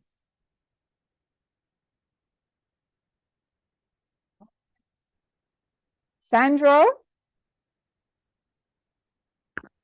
Good morning. Are Good you morning, hearing? Sandra. I'm hearing you. My apologies. I'm not sure if I'm the person you were referring to all this time. Am I the only Sandra online? I don't, a possibility. No. Okay. I was having a little bit of technical difficulty with Yeah, my that's all right. mic. So I was unable to unmute. But thanks to the person who assisted me just now. Okay. All right. So because I was distracted, and my apologies again, because I was distracted with the mic thing, I kind of Yes. missed the explanation on the accommodation. But I will read through. I think I took a picture of the slide, so I'll read through the slide. I wouldn't want you Okay, to go no, back. no, Sandra, you're going to be reading through the slide, but I want you to Yes. tell me at this point, what do you understand? And then we'll take it from, listen to me, Sandra, this is about you, right? It is more, it's about you. I didn't want to delay the group any No, just further. tell me what you understand and I'll do it quickly. I'll explain quickly so we don't detain the others too long who, you know what you're doing, Sandra, will probably benefit other persons on here. Okay. So All just tell right. me what you understand. All right. So I thought I heard that if the annual cost of the rental is it's more than the annual income for the individual, then it's the maximum of 30% that would be taxable of the cost of the property, the market value of the property. Am I correct? Okay. Or it's the other way around? No, it's not about the cost. There is the fundamental criteria is whether or not the person is required to live in the accommodation to carry out his official duties. Okay. But I thank you for that. I thank you for that. Stay with me. Don't leave me. Okay, I'm not leaving. All right, good. So what we had said, Sandra, is that if the employee is not required to live in the accommodation to carry out his or her duties, right? But just as a perk, the employer provides accommodation, right? By either paying rent or allowing the person to live in accommodation owned by the employer. Then the employee would be subject to tax on the full amount of the rent, regardless of how much it is, would be subject to tax on the full amount of the rent or the market value of the accommodation that is owned by the employer. And we said that if the employer owns the house, then the employer is not paying himself rent. But what the employee would be assessed on is the market value of having that accommodation. What would the employee have to pay to live in that accommodation in terms of rent? You understand? You're there with me now? Yes, I am. All right. So remember now, fundamental criteria whether or not the employee is required to live in the accommodation to carry out his duties. Now, on the other hand, the employee is required to live in the accommodation to carry out his or her duties, official duties, right? To the extent that that is so, we're saying it's not as a result of the employee, while the employee has to live in that accommodation. The employee is getting a benefit. However, he should not be assessed on the full amount, the full cost, because there is the part of the person living there, or the main reason for the person living there is to be able to carry out their official duties. And that is where the 30% cap comes in, right? And the legislation stipulates that where the person is required to live in the accommodation to carry out his official duties, then he should not be assessed on more than 30% of his emoluments, not including the accommodation cost. So yes, go ahead. Sorry, and this would be total emoluments. Total or- emoluments. Okay, Right. okay. So using that $1 million salary scenario that I give, I'm saying this person is required to live in the accommodation. That's the first thing, to carry out his or her duties. He earns $1 million, right? Yes. The employer pays $500,000 for accommodation. So the total would be 1.5 million. We're saying the person is not to be assessed on the full $1.5 million. They are not to be assessed on and we know the whole threshold issue, but just forget that for a little bit for me. We'll come to that and tidy that up, right? Because we know that below 1.5, you wouldn't be paying tax anyway. But I know you are brilliant people, but just hold on to that a little bit. Yes. So just say the 1 million, or let me use a bigger figure, because I don't want to confuse anybody. I don't want to confuse anybody. So I was just trying to use simple figures that my mathematical, I can handle mathematically. But say the person is in receipt of emoluments of $10 million, right? 10 million. The accommodation benefits, the cost of accommodation is $4 million, right? So we're within the millions now. Salary is 10, or emoluments, other emoluments is 10. Cost of accommodation is 4 million. The person is required to live there to do the job. And therefore, we're saying the person should not be assessed on the full $4 million, because we know the legislation allows for a cap of 30% of emoluments. So the cap here would be $3 million. Are you with me? Because 30% of $10 million is $3 million. So we are saying this person should not be taxed on the full $4 million, because the legislation provides a cap which restricts the maximum benefit to 30% of the person's emoluments, right? And therefore, in order to assess what the accommodation benefit is, you need to be aware of what the total emoluments would be, and then you take 30% of that, and then you compare that with the actual cost or the market value of the accommodation. But so that is the scenario. We're saying the restriction of the 30% would apply in this scenario. But another scenario is that person is earning the same $10 million, but the cost of providing the accommodation was only $2 million. I am saying in that scenario, you would not know, the employer would not know, assess the person on 30% of the emoluments, because that's a cap. That is what we say you should not go above, but there is nothing to say that you have to use 30%. Especially, well, in a scenario where the accommodation benefit, the cost of accommodation, sorry, is less than the 30% of the person's emolument, then you would assess the person on the cost of the emolument. Have I muddied the water? Is it any clearer?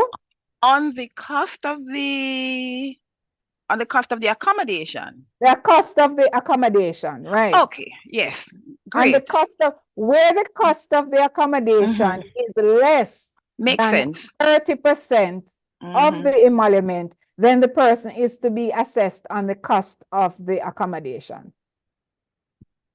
That makes sense. Thank you. That's You're much most clearer. welcome. All right. Okay, then. Good. All right. So we're going now to scenario. So we say that, and Miss Maggie Lowe, because she is required to move to Ocho Rios and relocate there in order to serve as night manager. You can't be a night manager who live in Kingston for a hotel. You have to be near the premises or on the premises, right? And so we're saying she's not to be assessed on the full amount of her of the amount that is paid for accommodation. Now we notice here that the accommodation costs $300,000 per month, which means that for the year, the cost of the accommodation would be $3.6 million.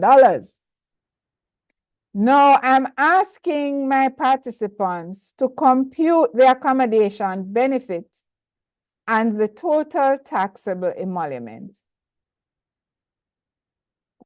So go with the accommodation benefit first. What is the accommodation benefit that she is to be assessed on?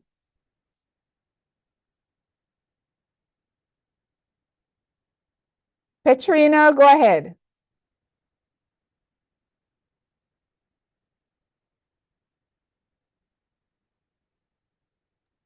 All right, so her total emoluments, not including the accommodation, would amount to $6,090,000 for the year.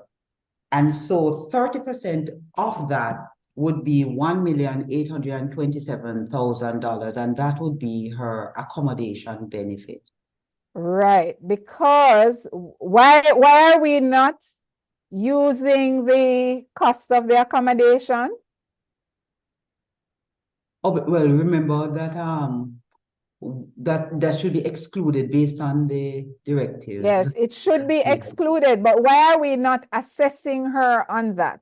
Well, we need to determine whether it is more or less in terms of the total benefit, so that will determine whether or not she should be taxed on the cost of the accommodation as opposed to the accommodation benefit, whichever is less. Whichever is less. Right.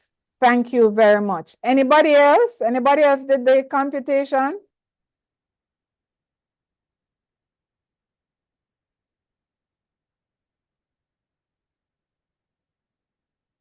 Anybody else? Any other takers?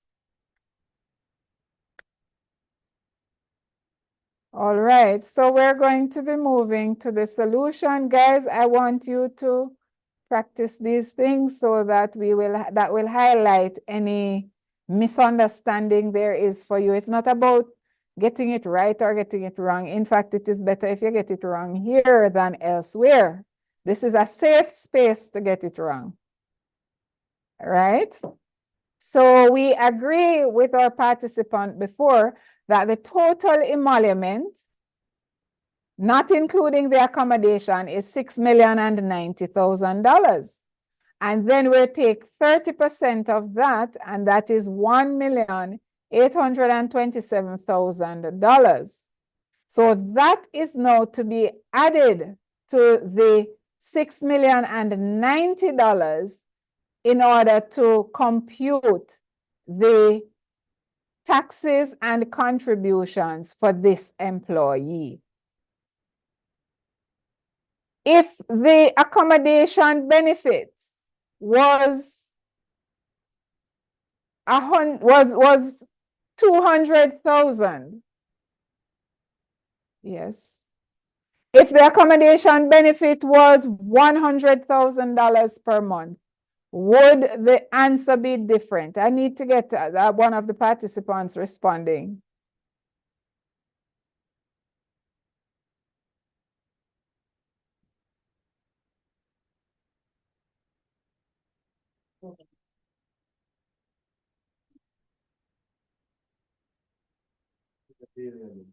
Katrina, wow. The other persons, is it that you're not understanding? I like to get a feel of what is happening in the room. Because it's not about me presenting 10 slides here and then say amen and go home. It is about you understanding the content. So is it that we're not paying attention, we're busy doing other things, or is it that I'm not explaining it clearly? I need to get a feel of what is happening, ladies and gentlemen. And I appreciate you, Patrina. I really do appreciate you. But I need to hear from other persons too. Anybody else? Patrina, I will just hold on. Don't leave me. Yes, please. Thank you. I need to hear you. Patrina, I'll give you another opportunity at another time. Hi, are you hearing me? Yes, I'm hearing you. Okay, I'm Latoya.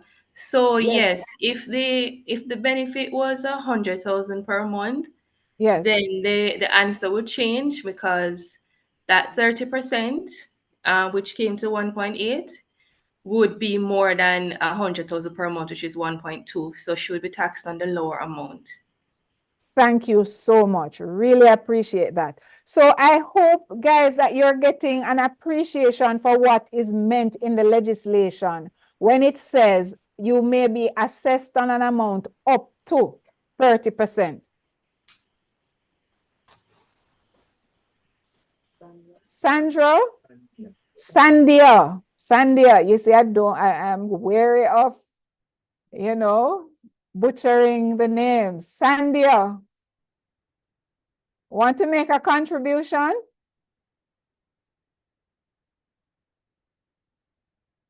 Sandia?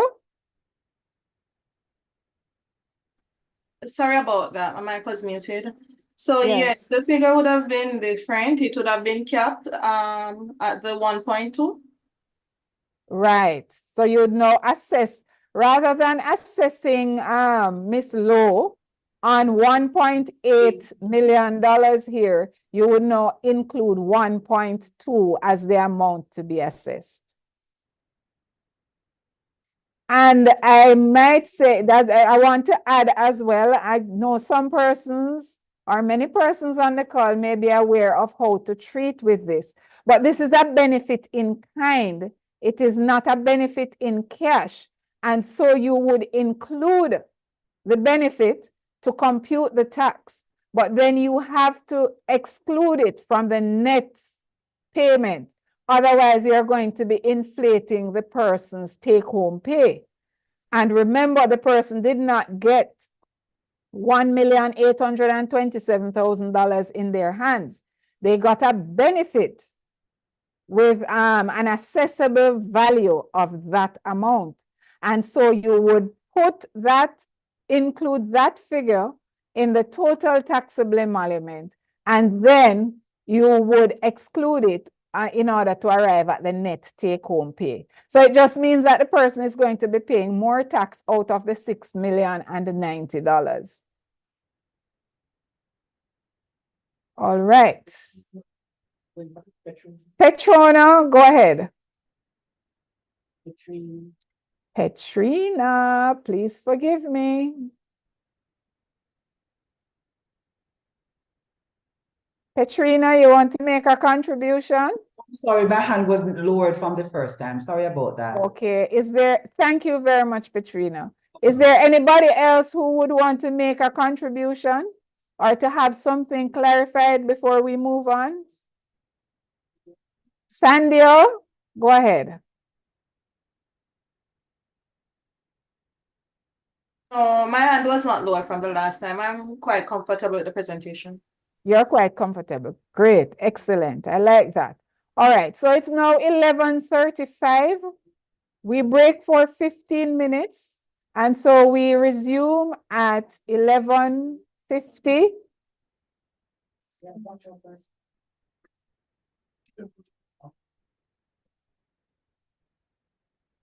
Yes. Do we have one more question before we go though?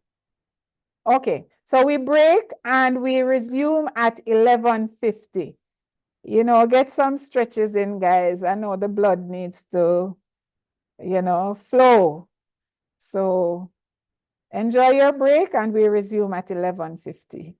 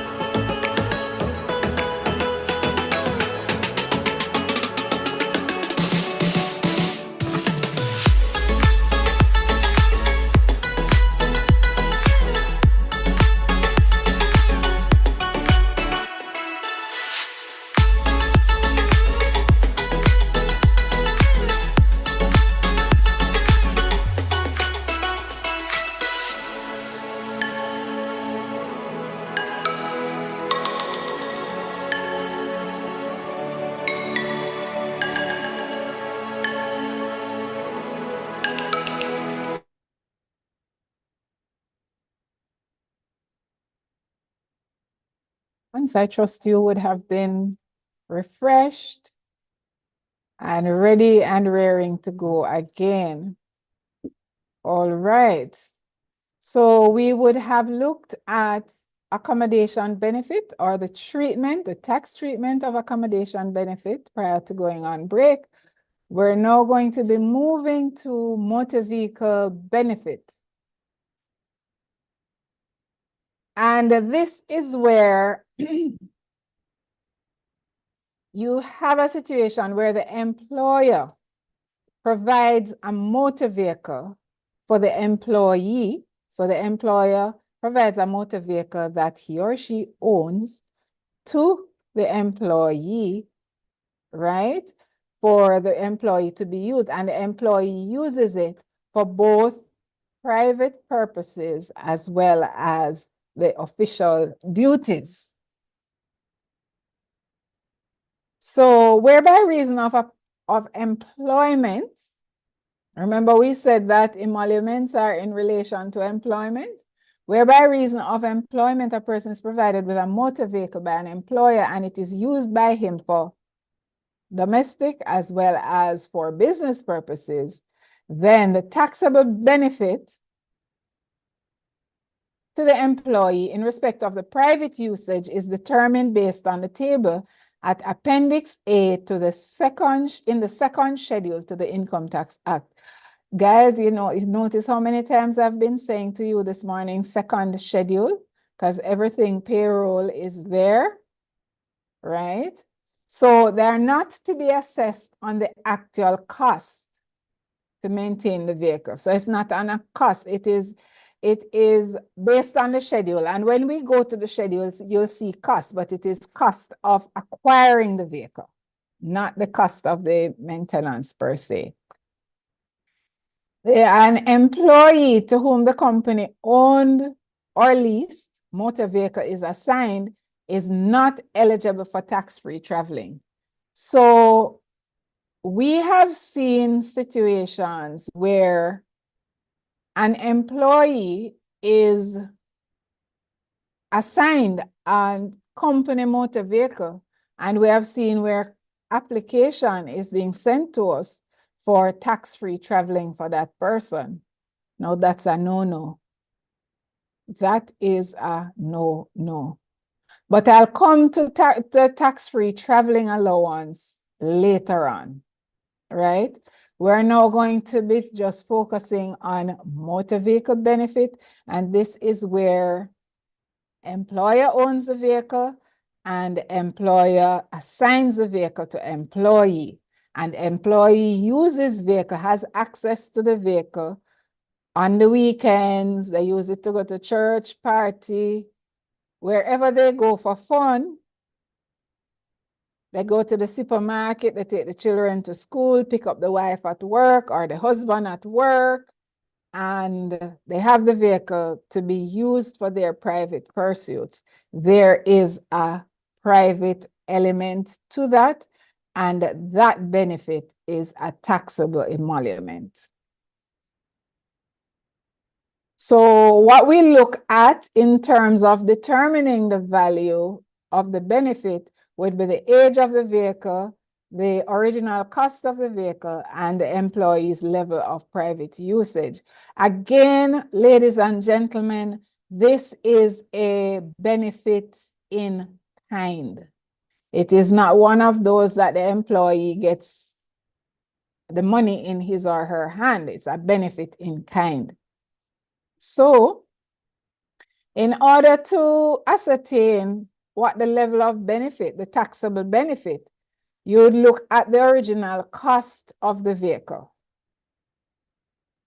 You'd look at whether the vehicle is under 5 years old or more than 5 years old, right? Then you look at the level of percentage usage for each of those that age vehicle. So if the vehicle is under 5 years, meaning 1 to 4 years, the benefits in the first, in the second and third columns would be what apply. If the vehicle is older than, is 5 years or older, then it would be the benefits in the third and not third now, but fourth and fifth columns that would be applied. Also, the cost of the vehicle, if you notice, you have cost bands up to $1.5 million. I dare say in today's day and age, this table too needs to be revisited legislatively. But until that is done, this is what we have to work with. But most of the vehicles that would be assigned to employees would cost, I'm sure you'll agree with me, that they would cost in excess of $1.5 million.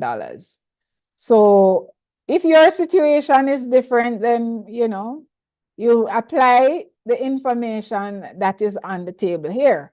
But I'm saying based on my little bit of knowledge in this area, most vehicles that are assigned to employees would cost in excess of $1.5 million.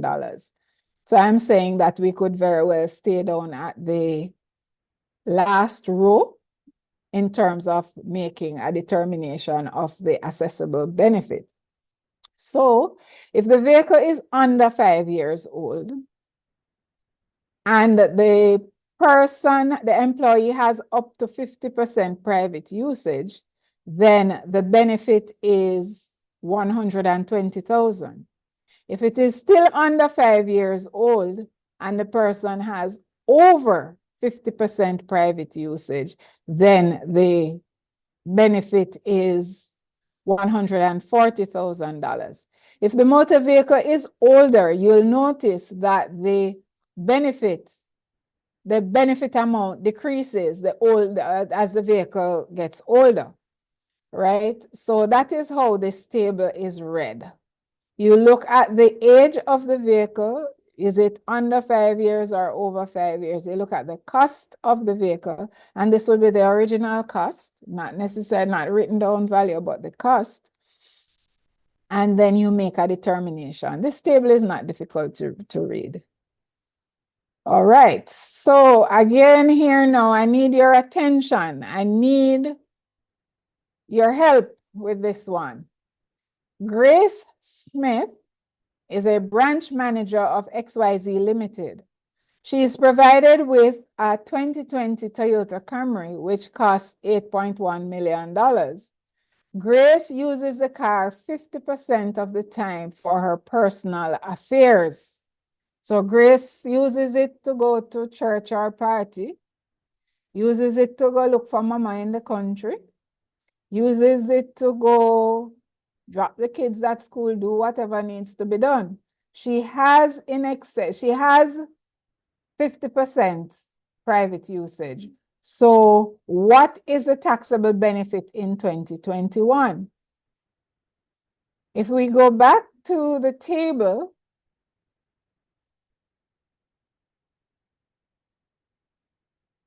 we see that the cost of the vehicle is in excess of 1.5 million. How old is the vehicle? The vehicle is a 2020 vehicle, so this is 2024. But in 2021, the vehicle would be just 1 year old. So the vehicle is 1 year old. It costs $8.1 million. So we go back to the table and we see that her private usage is up to 50%. Then her assessable benefit would be $120,000. And the other question, if her private usage was 80%, if she used the vehicle 80% to do her personal business, then she would be assessed on only $140,000. All right. So that would be the response there. Now, earlier on this morning, we spoke of emoluments, and we looked at, first of all, those that are either, there's an exception in 5.1c Or we also said that there was an exemption for some of them under Section 12. So we would have covered what we're going to be looking at under Section 5.1c in terms of exceptions. There are other exceptions in Section 5.1c of the Income Tax Act. And so I'll encourage you guys in your own time to read through that. Go to Section 5.1c and read through all of it.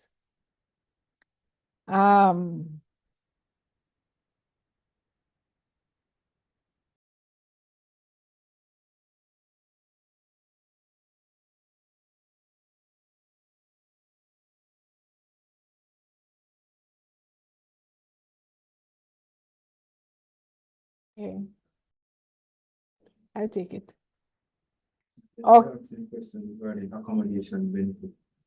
Okay, so Petrina, I gather you want to go back to, you want us to revisit accommodation benefit, and I'll go back there with you. So go ahead with the question. Okay, a colleague and I were discussing something. We want to find out. So let's say everything is. Petrina? Are you hearing me? Are you hearing me, Miss Williams? Yes. Okay, great.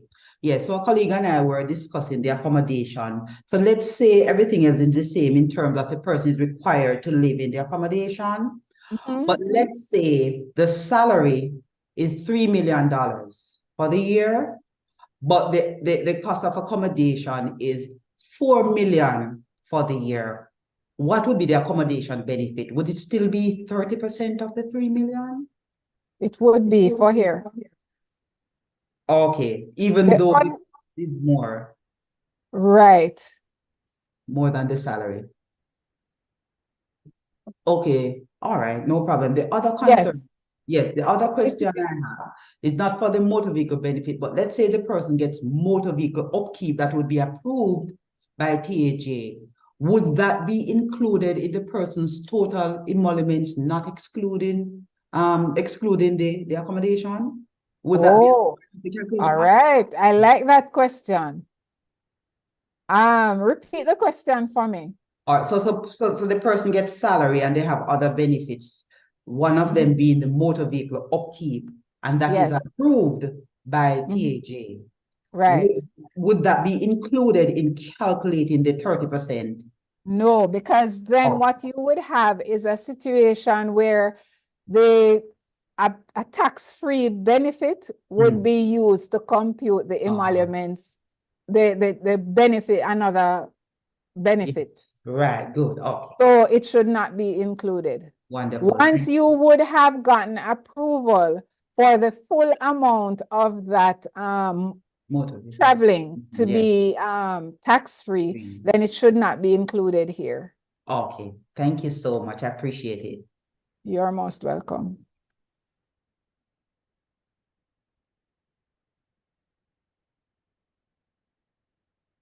All right, so we're on to motor vehicle benefit. We would have completed that one.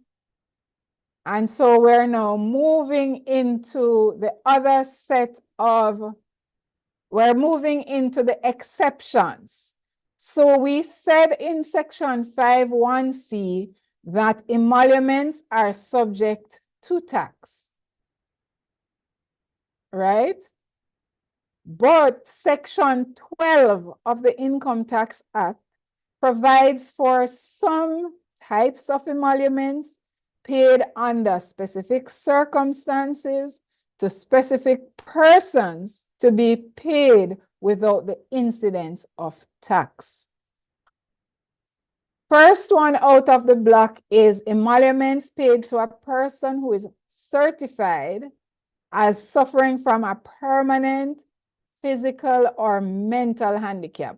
And we want to emphasize they're certified. So if the person is suffering from a physical or mental handicap and you know of it, but you don't have anything to say that the person is so certified, then the exemption does not apply. As an employer, you're not to apply the exemption. The person is to be taxed. Even if you see that the person only has one leg or one arm, the person must be certified by by officers who would have studied the anatomy, and they are in a position to say, yes, this person is has only one leg. So it must be certified that this person is suffering from whatever you see that or you think that the person is suffering from. Because it must be permanent, and it can be physical or mental, but it must be permanent. So if somebody's arm is broken, that's not a permanent handicap, that's a temporary handicap. And so the person would not be entitled to exemption, right? Now, the other thing is, we stressed earlier what constitutes emolument. Now, remember we said that emoluments are sources of income in the context of an employee-employer relationship. It therefore means that a person who is certified to be permanently physically or mentally handicapped is entitled to exemption in respect of employment income only. So it therefore means that if this person has a business or has some other source of income, then this person is only entitled to exemption in relation to the employment income. And I trust I've, gone through everything with that one. Now, emoluments of a person on full-time study at a university, college, school, or other educational establishments. Now, this is more common, I think, is in government than it is in the private sector, where persons get to go off on 2 years study leave, or they get to go off on full-time study leave. Not saying it doesn't happen in the private sector, but where a person goes off on full-time study, and that person continues to be paid, then that amount that the person is paid is really exempt from income tax. But the principle, the policy is that this person will continue to pay the tax until he or she resumes. Upon his resumption, he then applies for a refund of all the taxes that would have been deducted over the 2-year period.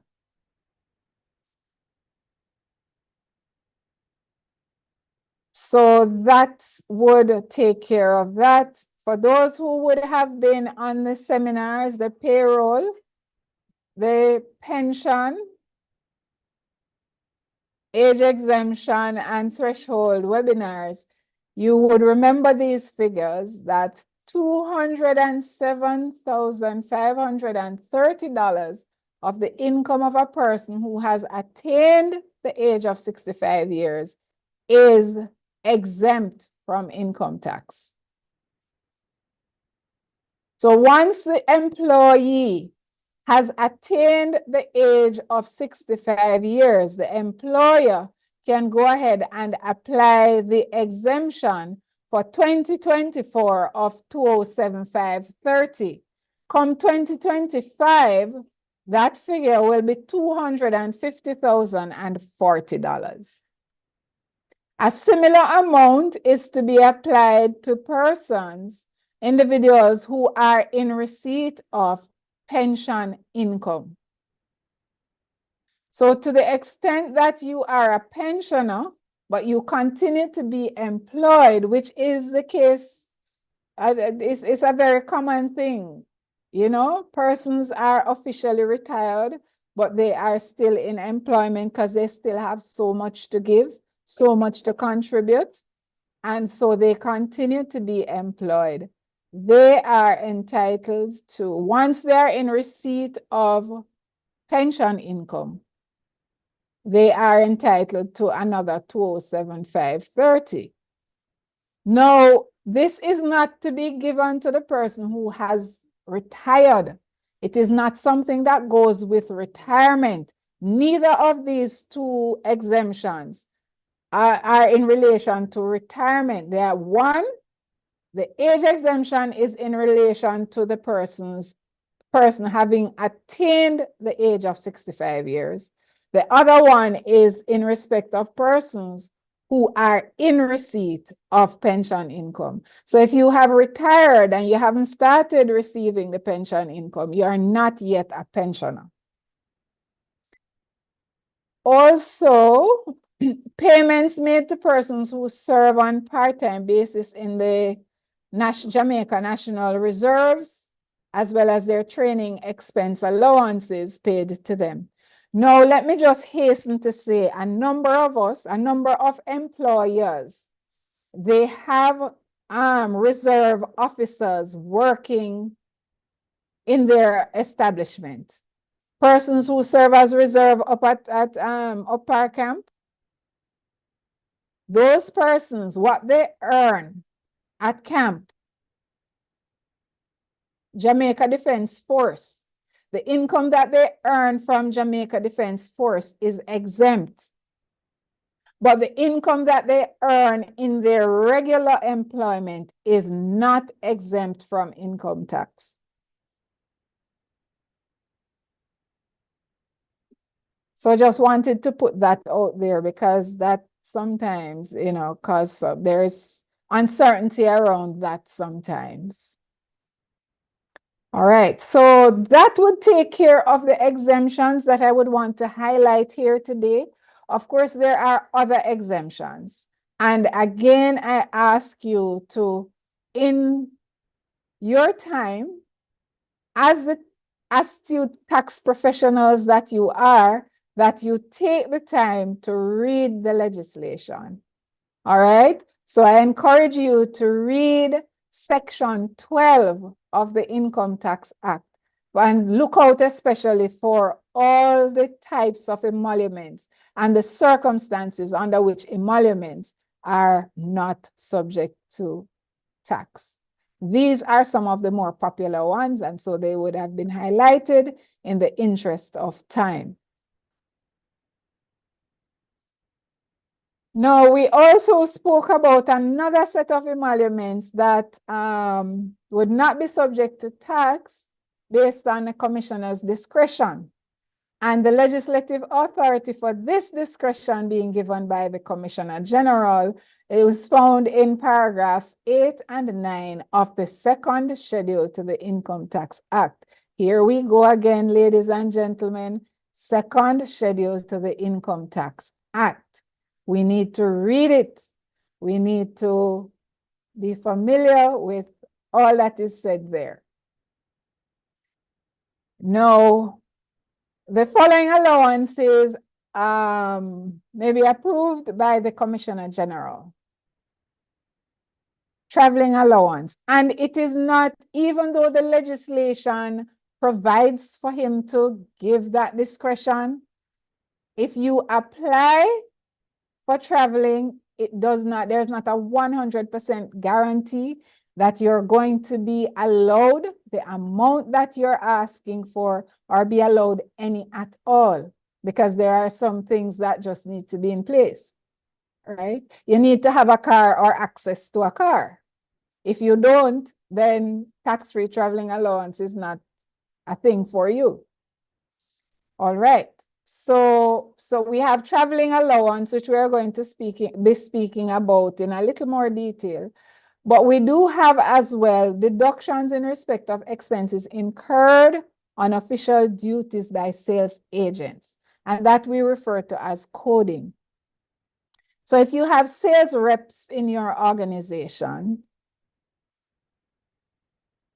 they may apply to TAJ for coding. And what is coding? It is approval for the employer of these persons to deduct. This is mainly given to commission-based employees. And what it does, it gives the employer the authority to deduct an amount of the commission income as an expense before computing the income tax. So if you're a if you have sales agents in your organization, then those agents may apply for coding. So what it means is that upfront, you are in receipt of your commission income,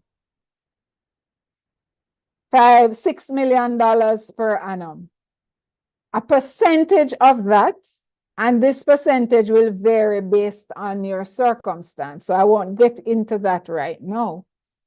But a percentage of that $6 million or how much ever it is would be approved for deduction before the tax is computed. This is done to facilitate those officers because it is understood that they tend to incur a lot of costs in carrying out their official duties.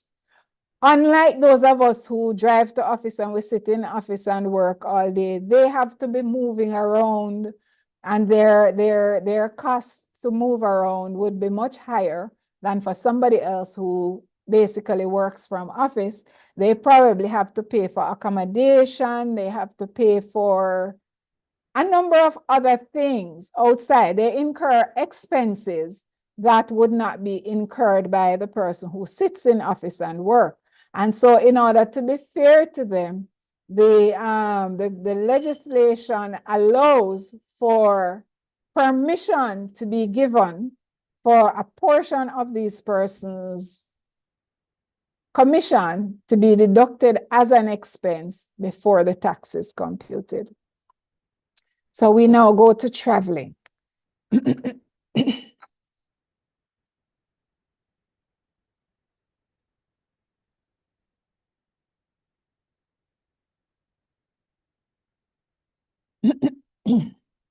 So traveling allowances, somebody touched on that before. And we looked at motor vehicle benefit. Do not confuse motor vehicle benefit with traveling allowance. Motor vehicle benefit comes into play where the employer provides the motor vehicle to the employee, and the employee uses it for private purposes along with the official duties. Traveling allowance, on the other hand, is where the employee uses his personal motor vehicle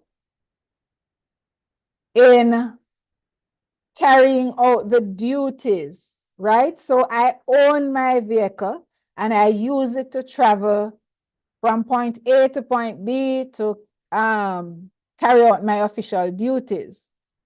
Then in such a case, not my employer, because government does not pay, there's no tax-free traveling for government officers anymore.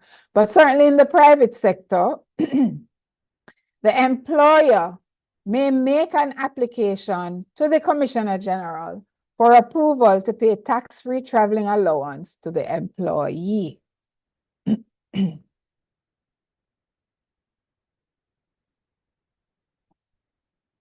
No, notice it is the employer who is to make the application, not the employee themselves, regardless of what position they hold in the organization. Because we have seen before where persons make application for themselves and, you know, right. But it needs to be seen that it is the employer who is making the application. In the application, the employer is required to state the amount of the allowance that he intends to pay, as well as establish the employee's scope, frequency, and geographical area of travel in the performance of his duties. No, in respect of the amount of the traveling that is being claimed, it is what the employer intends to pay that is to be applied for, right? And as I've said before, you need to, because we need to establish that you're really traveling. Because this is not traveling allowance, is not an allowance, it's not given as a perk. Tax-free traveling allowance is not a perk. It is a reimbursement for you using, or for the employee using his or her personal vehicle to carry out official duties. Right? So it is not intended to be a carve out of a person's salary. So the person is getting $6 million per annum. And we want to see how much tax we can save the person. So we apply for tax-free traveling for the person. No, it ought not to be a carve out. It must be paid in addition to the person's salary.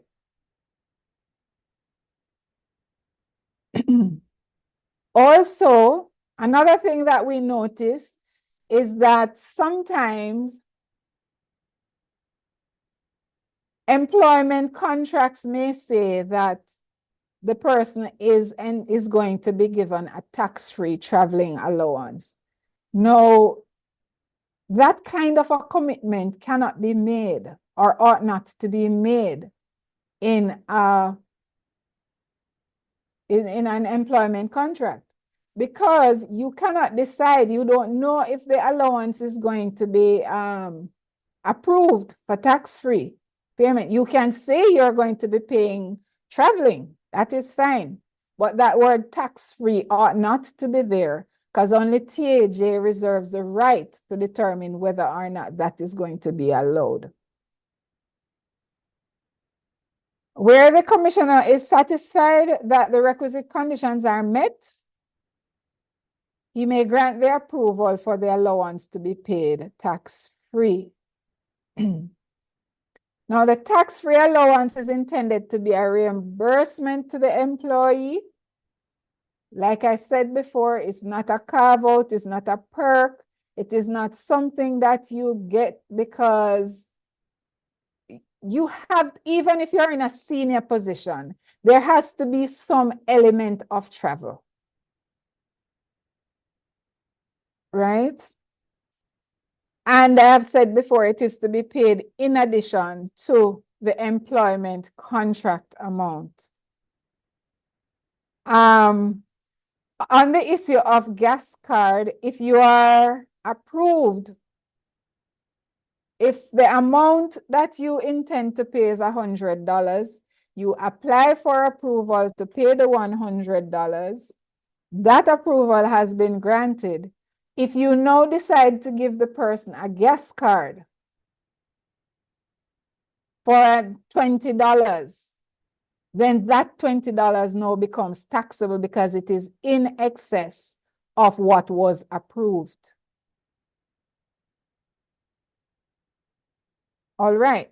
On our website, we have a technical advisory that provides a guide as to the maximum amounts of tax-free allowances that we will grant.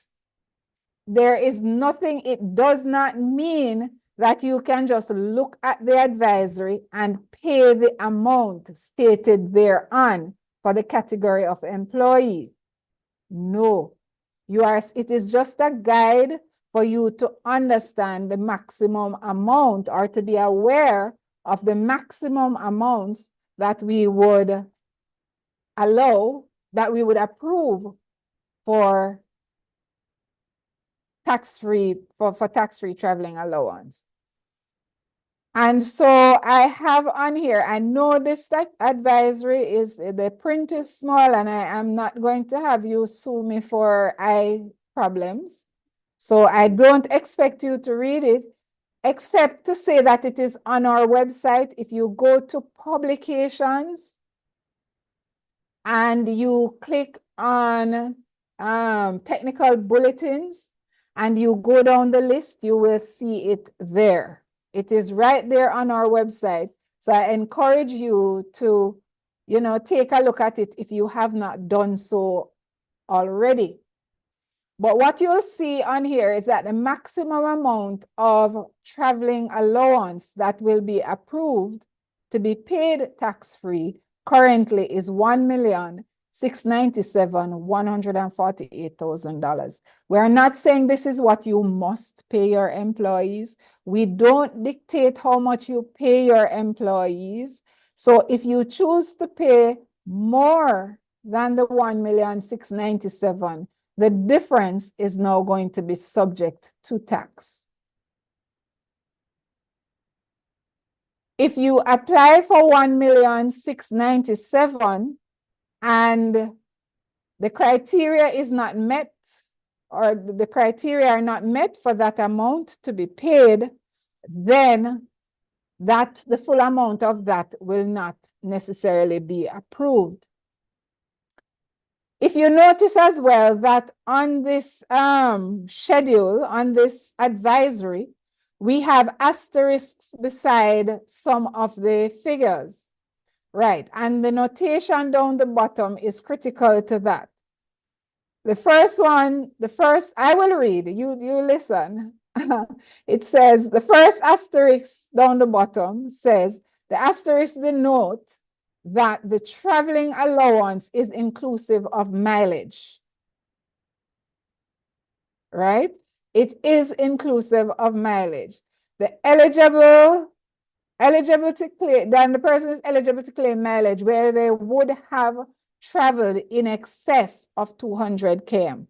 So if I am the managing director and I only travel for the month 150 or 100 km, a mileage rate will not be approved for that person. That person has to travel in excess of 200 kilometers for the month in order to be eligible for mileage. So all that person would get, to the extent that they're traveling below 200 km, is the upkeep. And of course, we have smaller amounts for different categories all the way down. So I encourage you, ladies and gentlemen, to go to the website and take a look at this advisory. The application for traveling allowance is to be done online. And if you get to the point where you want to do that, you can always reach out to Taxpayer Education and they will assist you with that. All right, so that takes care of the emoluments, and we're now going to be going into statutory deductions. But before we do, do we have any question on anything that would have been said since we resumed from break? Deborah, go ahead. Miss Williams? Yes. If you could cover traveling as it relates to overseas travel, that should help one of our attendees. Okay.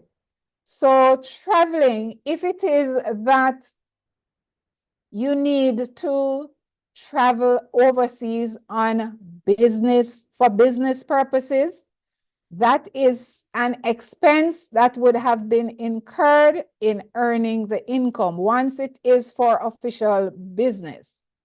The person who travels overseas is usually given a per diem, so airfare is paid, accommodation is paid for, person is given an per diem money. So that person, to the extent that the trip is for official purposes only, then it is not an emolument to the employee, and the company will get to claim the expenses as claim the expenses incurred as a deductible, as being deductible against their income. But this is something that is managed on the back end in terms of TAJ. So if the entity is audited, then we would look at the reasonableness of the amount claimed. We would look at things like whether or not, to the extent, in as much as we can find, we will look at it for audit purposes, but it is not something that upfront we say, we ask you. There was a time when we would approve the per diem, but that is not done anymore. It is all managed by us now on the back end. Thank you for that, Marie. I trust I have answered the question. Marie? I Mrs. hope you have. The person wasn't specific in terms of who made the payment, but I hope you have addressed the question. But if you want, you can speak to if the employee is asked to front the expense and then apply for reimbursement, just to cover all the bases. Okay. Well, it would be a similar thing. I mean, the bottom line here, was there a benefit? What did the employee travel overseas for personal purposes, or was it for official duties? And once it was for official duties, it is the company's expense. And it's not an emolument to the employee. That's the deciding factor there. All right, thank you very much for that, Marie. All right, any other question?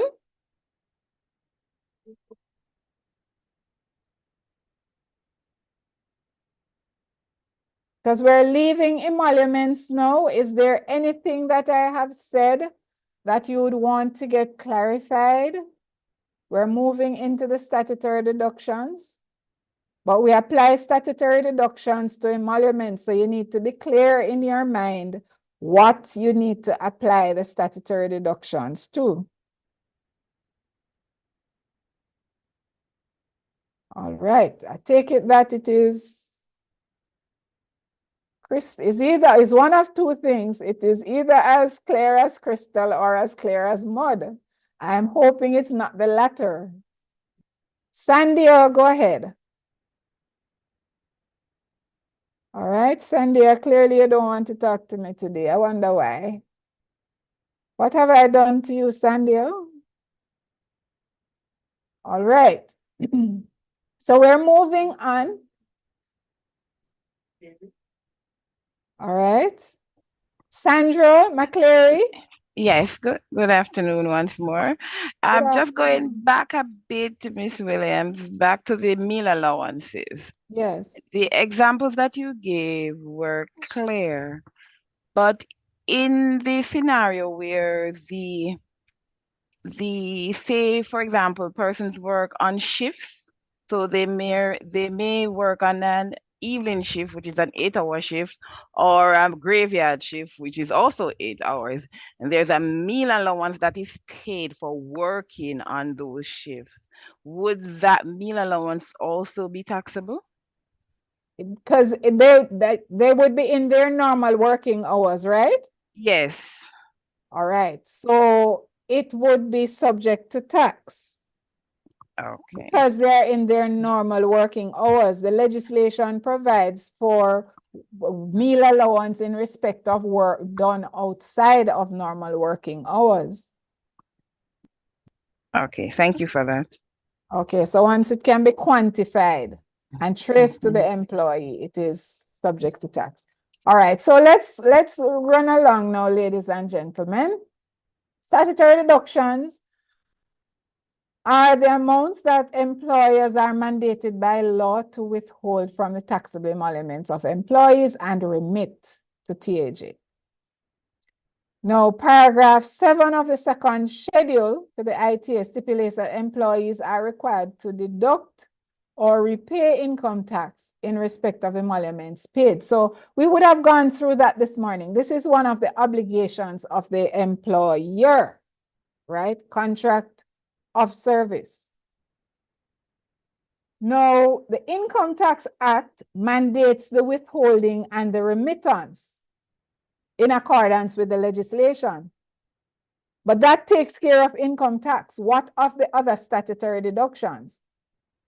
Now, you will see when you read the legislation that the NIS Act, the NHT Act, and the Education Tax Act they all piggyback on the withholding requirement in Regulation 7 of Schedule 2, because all of these pieces of legislation, they stipulate that the provisions of the Income Tax Act or any regulation thereunder concerning payment, collection, or recovery of income tax, they also apply to these statutory obligations as well. So that is what gives the employer the obligation to withhold those other statutories, because each piece of those legislation, they piggyback on what the Income Tax Act says about withholding. All right, so we're not going to be detained here for too long. We know that TAJ administers PAYE and education tax. NHT do their own thing. They administer. We collect on behalf of NHT and NIS, but in respect of any administrative function or anything like that, you'd have to communicate directly with either the NHT or the NIS. And of course, the same thing for HART.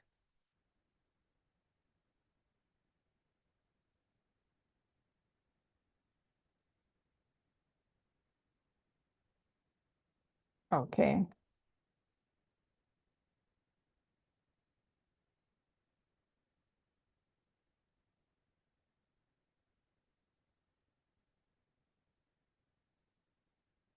Okay. All right. Sometimes technology tend to act up, but we're on top of it. All right. So we're going to be looking at the age limits for taxes and contributions. For NIS, the age range is from 18 to 65 years, because 65 is now the retirement age.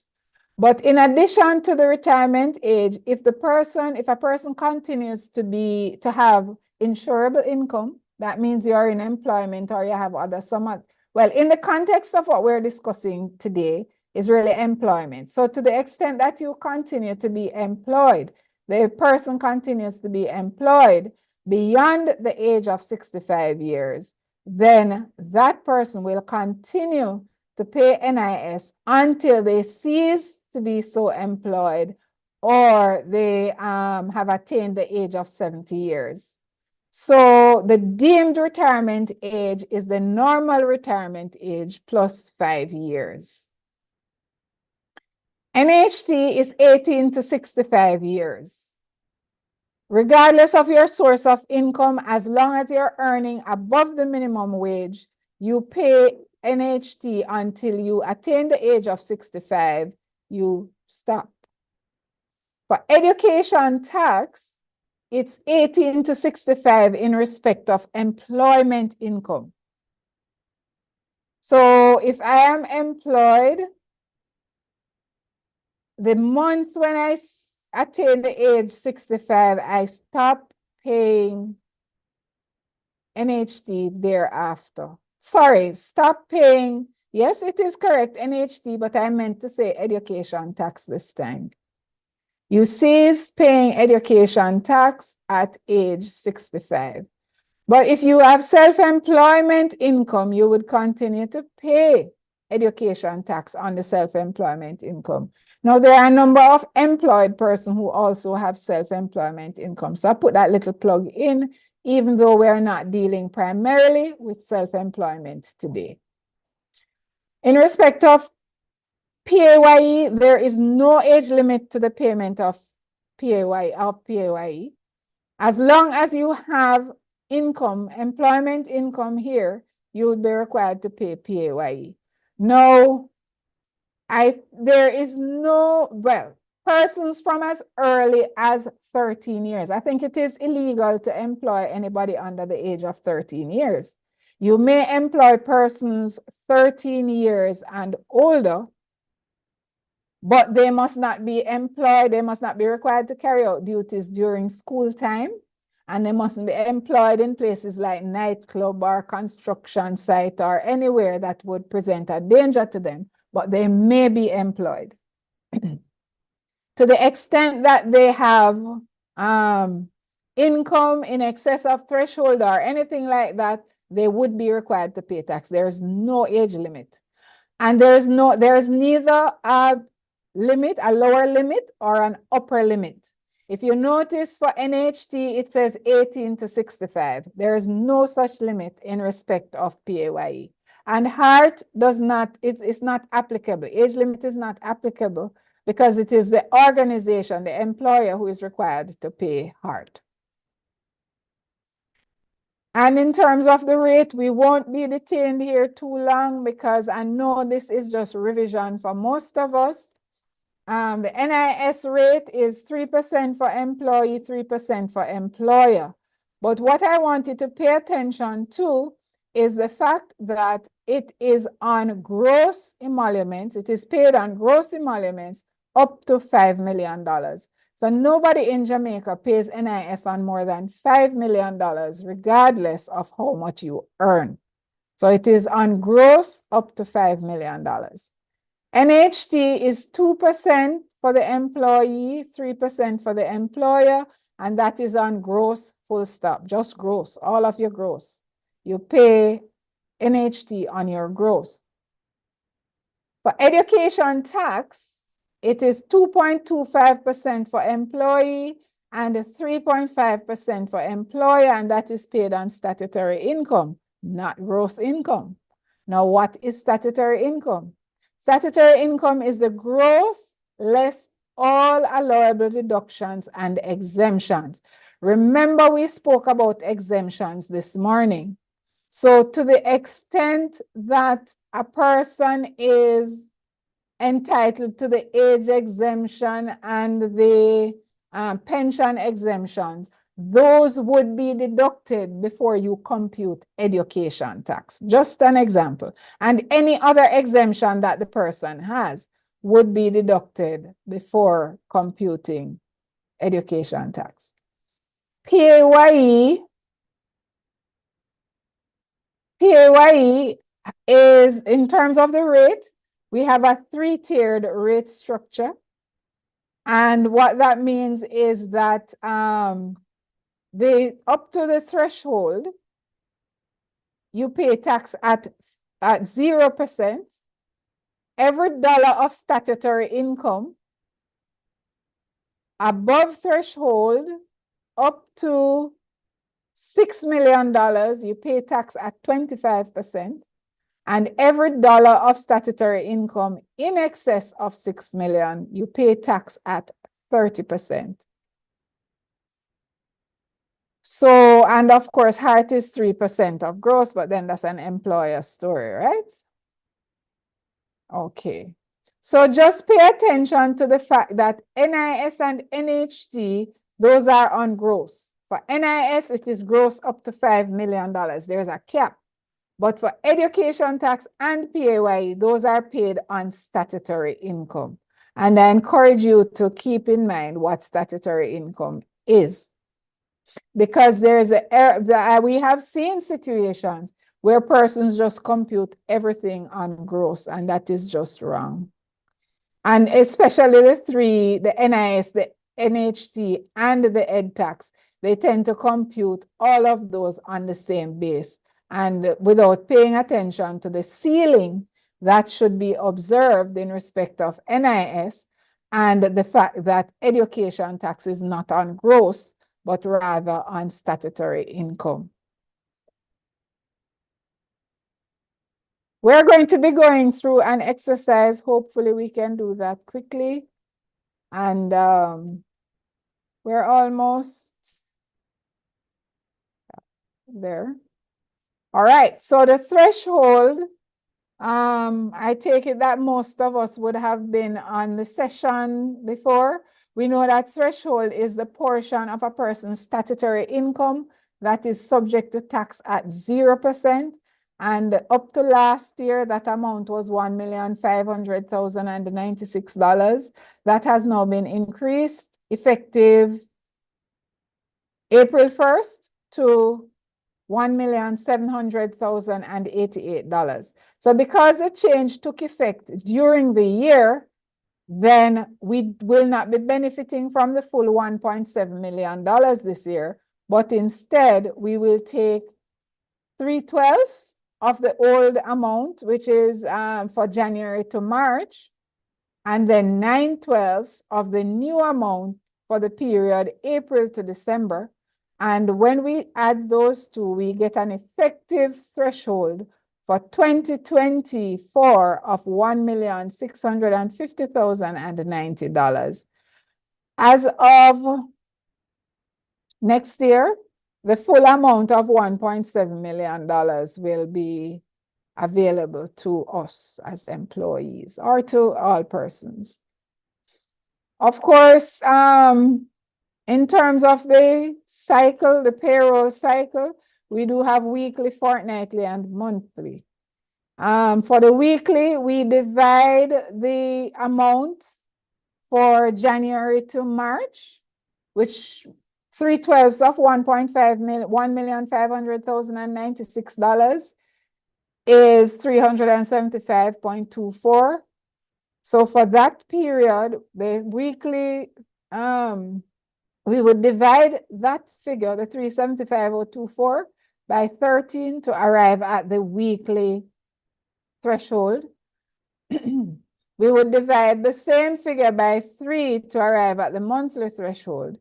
Now, because of the fact that the fortnightly threshold, if we were to count from January to the end of March, we would get 6.5 fortnights. Now, we don't want to have any issues with that. So to smooth things out, what has been, the decision that has been taken is to divide the 375,024 by 6, which would give us a fortnightly threshold of 57,696.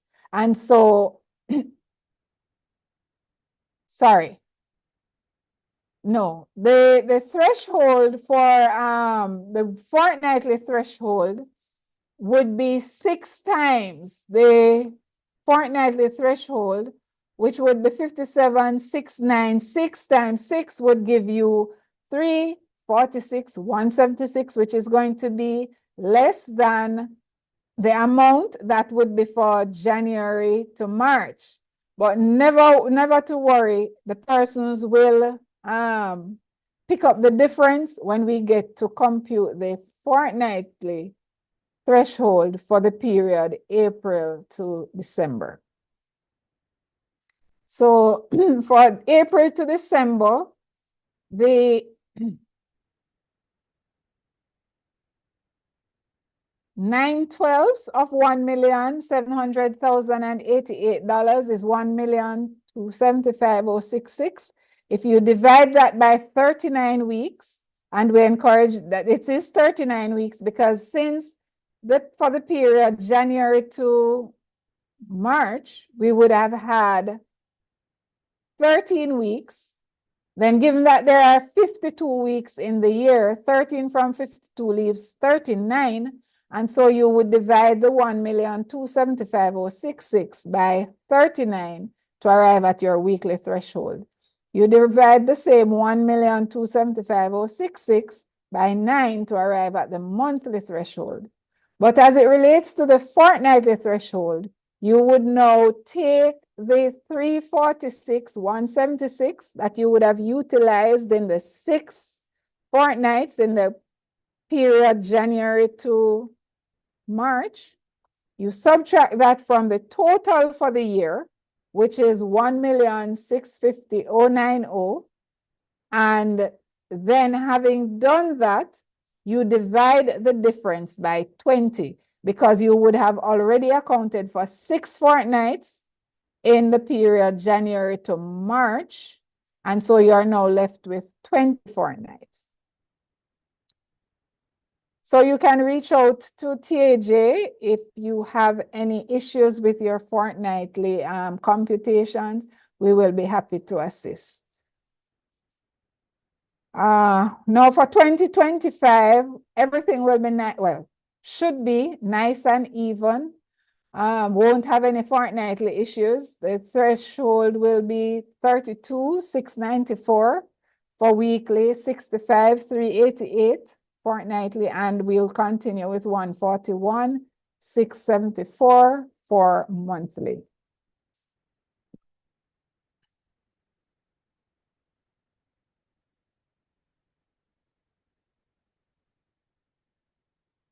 In ascertaining so we're going to now look at some deductions that you're allowed to make, that the legislation provides for. So in ascertaining the person's statutory income, and why do we need to ascertain the statutory income? Because income tax and education tax are computed on statutory income. So in ascertaining a person's statutory income, the following deductions may be made. The amount of any NIS paid. And the legislative authority for that is Section 13(1)(p) of the Income Tax Act. This morning, we also spoke about portions of the person's emoluments that they would have used to purchase share under the Employee Share Ownership Plan Act. So those would be deducted as well. And then we have pension contributions. Those are to be deducted before tax is computed, before you arrive at your statutory income. And as it relates to pension contribution,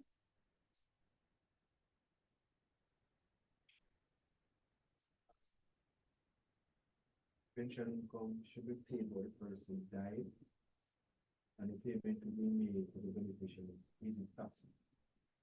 The person died, and they want to know for the rest of the time.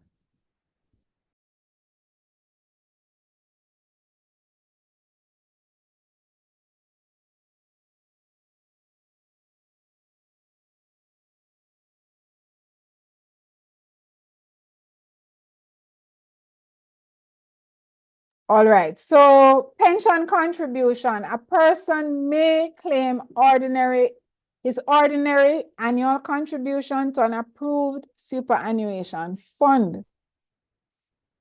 The portion that is, the employee may contribute 10% of his annual remuneration, and the employer may match up to 10%. Now, where the employer matches, so if the employer's matching portion is anything less than 10%, then the employee may contribute the difference and get it as a deduction as well. So if it is that employee would have contributed their 10%, but the employer, rather than contributing 10%, the employer contributes only 5%. What the legislation says is that the employee may pick up the additional 5% that the employer did not contribute and get that as a deduction in computing his or her statutory income. Another one is contribution to an approved retirement scheme. Any person may claim his ordinary annual contribution to an approved retirement scheme, and it shall not exceed 20% of his chargeable income, right? So that is it. The difference between a pension fund and an approved retirement scheme, the major difference, the difference that is of importance to us in this session is that the pension scheme is usually a group, an employer who decides to administer, to have a fund established for the employees to pay them income after they would have retired. So that's a group effort. Whereas the approved retirement scheme, any individual can approach one of these investment houses that provide this service and participate individually. Of course, I believe the investment houses will now pool the various individuals' funds. But the fact of the matter is, it is something that an individual can have access to. So if your employer does not have a pension fund, you're not participating in a pension arrangement, then you can, as an employee, go to one of these investment houses, a Scotia Bridge or Sagicor or those places, and participate. Now, as the employer may allow up to 20% of the person's emoluments as a deduction once they have proof of the fact that this employee is participating in the approved retirement scheme. But the employer must also have proof of how much is actually being paid, because there's a 20% ceiling. Now, I don't know, based on the rules of the approved retirement scheme, it could be that the person may be allowed to contribute more than 20%. But as the employer, you are not allowed to give a deduction for more than 20%. And a person may not participate in a pension scheme. Legislatively, it's not supposed to happen. You're not supposed to participate in a pension scheme as well as an approved retirement scheme at the same time. All right, so we're going to now go to, we had 3 scenarios here. We're going to go to the third one, and then we close off there. So Connie Bright is employed to ABS Company Limited.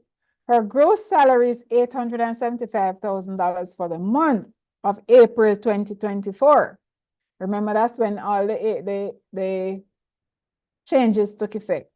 She contributed 10% of her approved pensions, of her salary to an approved pension scheme. We are to calculate all relevant deductions and ascertain her net pay.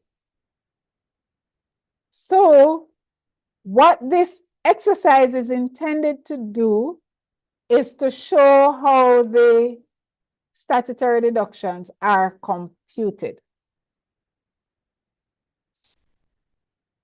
So, and I'm going to walk through it with you guys. The gross pay is $875,000. The pension contribution is 10% of that, which is $87,500. The NIS, remember we said that you pay NIS on gross pay up to $5 million. When you divide $5 million by 12, you are, the monthly cap is $416,666.66. And that is, when you find 3% of that is $12,500 for the month. So nobody in Jamaica pays NIS of more than $12,500 for the month. So those are the 2 deductions in Connie's case. Remember, this will vary from person to person, because if we had been given information that Connie is in receipt of pension income, then she would also be entitled to the pension exemption. If we had been given information that she is above 65 or she has attained the age of 65, then that would be taken into consideration in computing her statutory income as well. But we have no such information, so we move right along. So we now arrive, when we subtract the 12,500 and the 87,500 from the 875,000, we are left with statutory income of $775,000. Now, the education tax that Connie is going to pay is 2.25% of the $775,000, right? Which is this 17,437. The NHT, though, is computed on gross. So we're taking 2% of the 800, the full amount of the $875,000, and that is 17,500. With respect to the PAYE, remember now it is March 2024, and your computation is always time specific, date specific, because if it was March, sorry, this was for April 2024. If it was March, her threshold figure would be a totally different figure. It would be $125,008. So, and we did say earlier on when we looked at the income tax rates, the tax rates for individuals, we say that it's a three-tiered rate structure. And we did say that statutory income up to the threshold is subject to tax at 0%. And that is what is being borne out here. We did also say statutory income, above the threshold up to $6 million is subject to tax at 25%. Now, if you notice, what we have here is 500,000 less the threshold. And why are we using 500,000? Because $6 million divided by 12, remember we're looking at a monthly payroll. And so when you divide the $6 million by 12, you are left with 500,000. So for the month, every dollar in excess of the monthly threshold is subject to tax at up to $500,000 is subject to tax at 25%. Now, every dollar above the $6 million is subject to tax at 30%. That's the rule we're working with. So when we take that now to the monthly pay cycle, we subtract 500,000 from 775, and so the person pays 30% on statutory income of 275,000. So the total tax payable here is the 89,581 plus 82,500. And when you tally all of the deductions, you get an amount of 307,019. Subtract that from the 875,000, and Miss Bright goes home with $567,981. And that takes care of that in terms of how the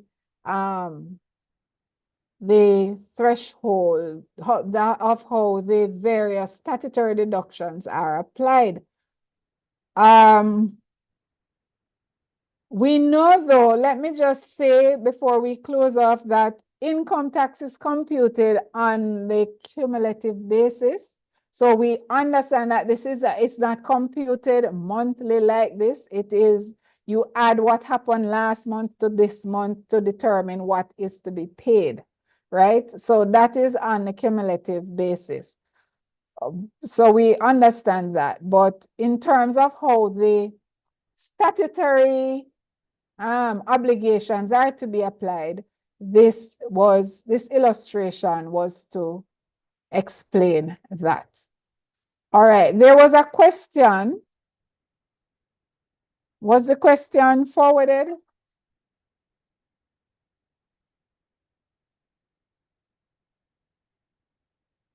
All right, in the meantime, while we're getting that question, is there any other question?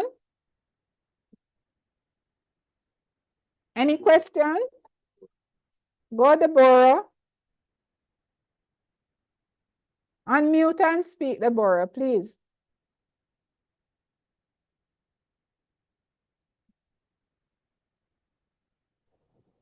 Good afternoon.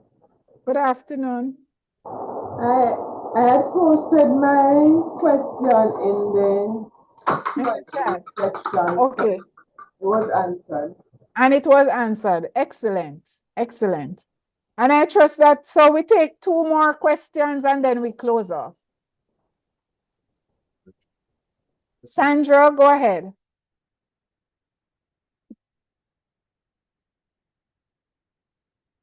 Sandra?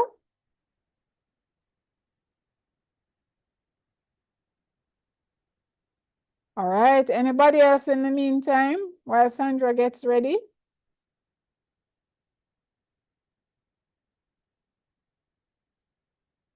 Sandra, so Sandra number 1 is getting ready. The other Sandra? Yeah, my question was also answered. Thank you. Okay, then your Sandra, what is Sandra McCleary? Okay, Miss McCleary. Yes. You see, we have a very helpful set of chat monitors, and I'm sure they're doing an excellent job. Miss Chang, you're ready for us?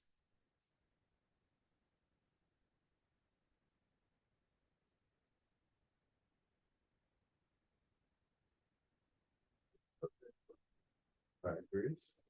Okay, Grace, go ahead.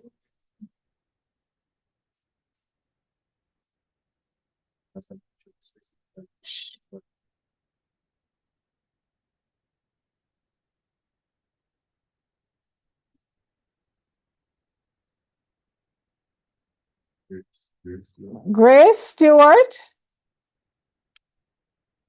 I'm sorry about that. My mic was muted. So let me start again. So good afternoon, everyone. And Good afternoon. my question is related to maximum payment in the pension scheme.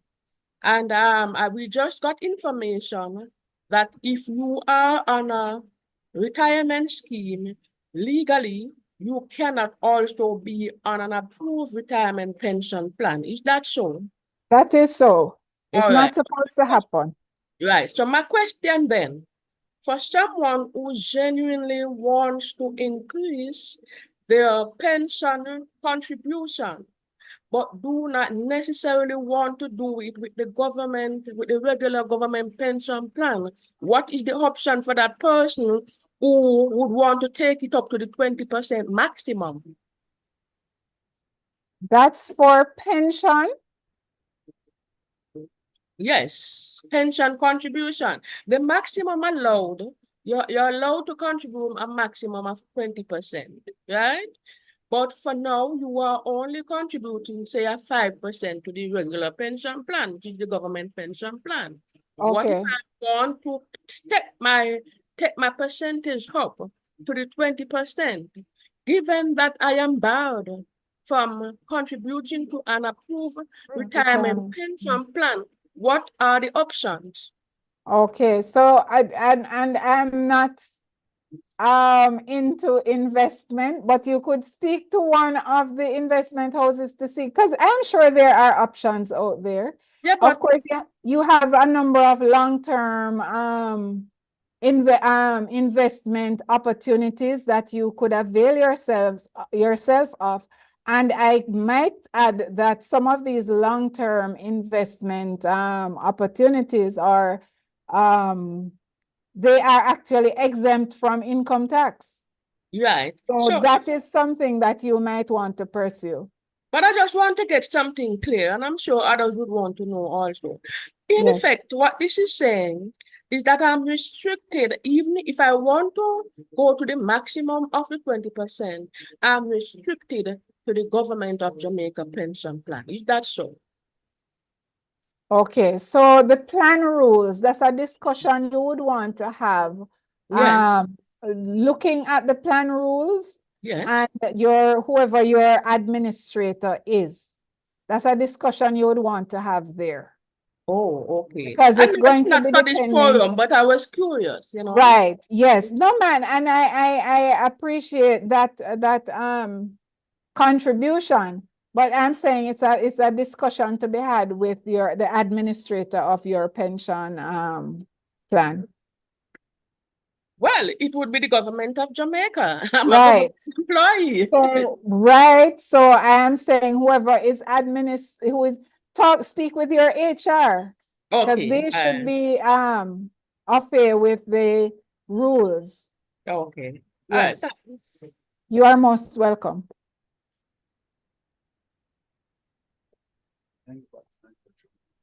All right. Can we take 2 more questions and then we close off? In the interest of time, I know persons must be tired by now.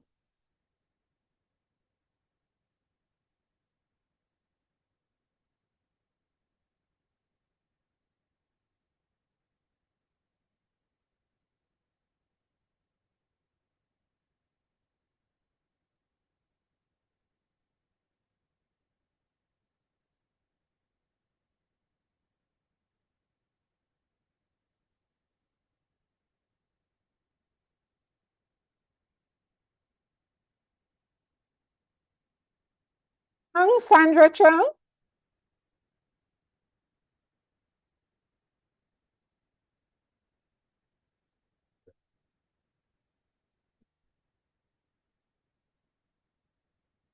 Miss Chung.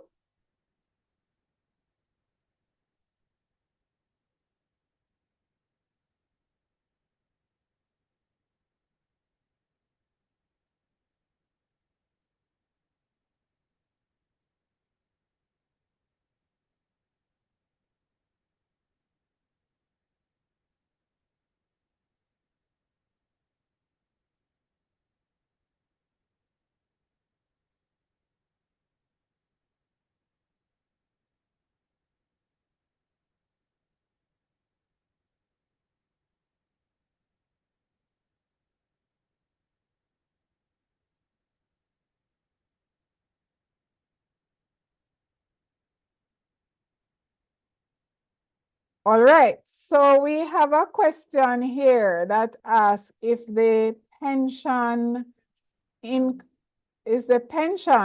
is paid to the beneficiary of a person who has passed, if it is to be taxed, is it taxable? And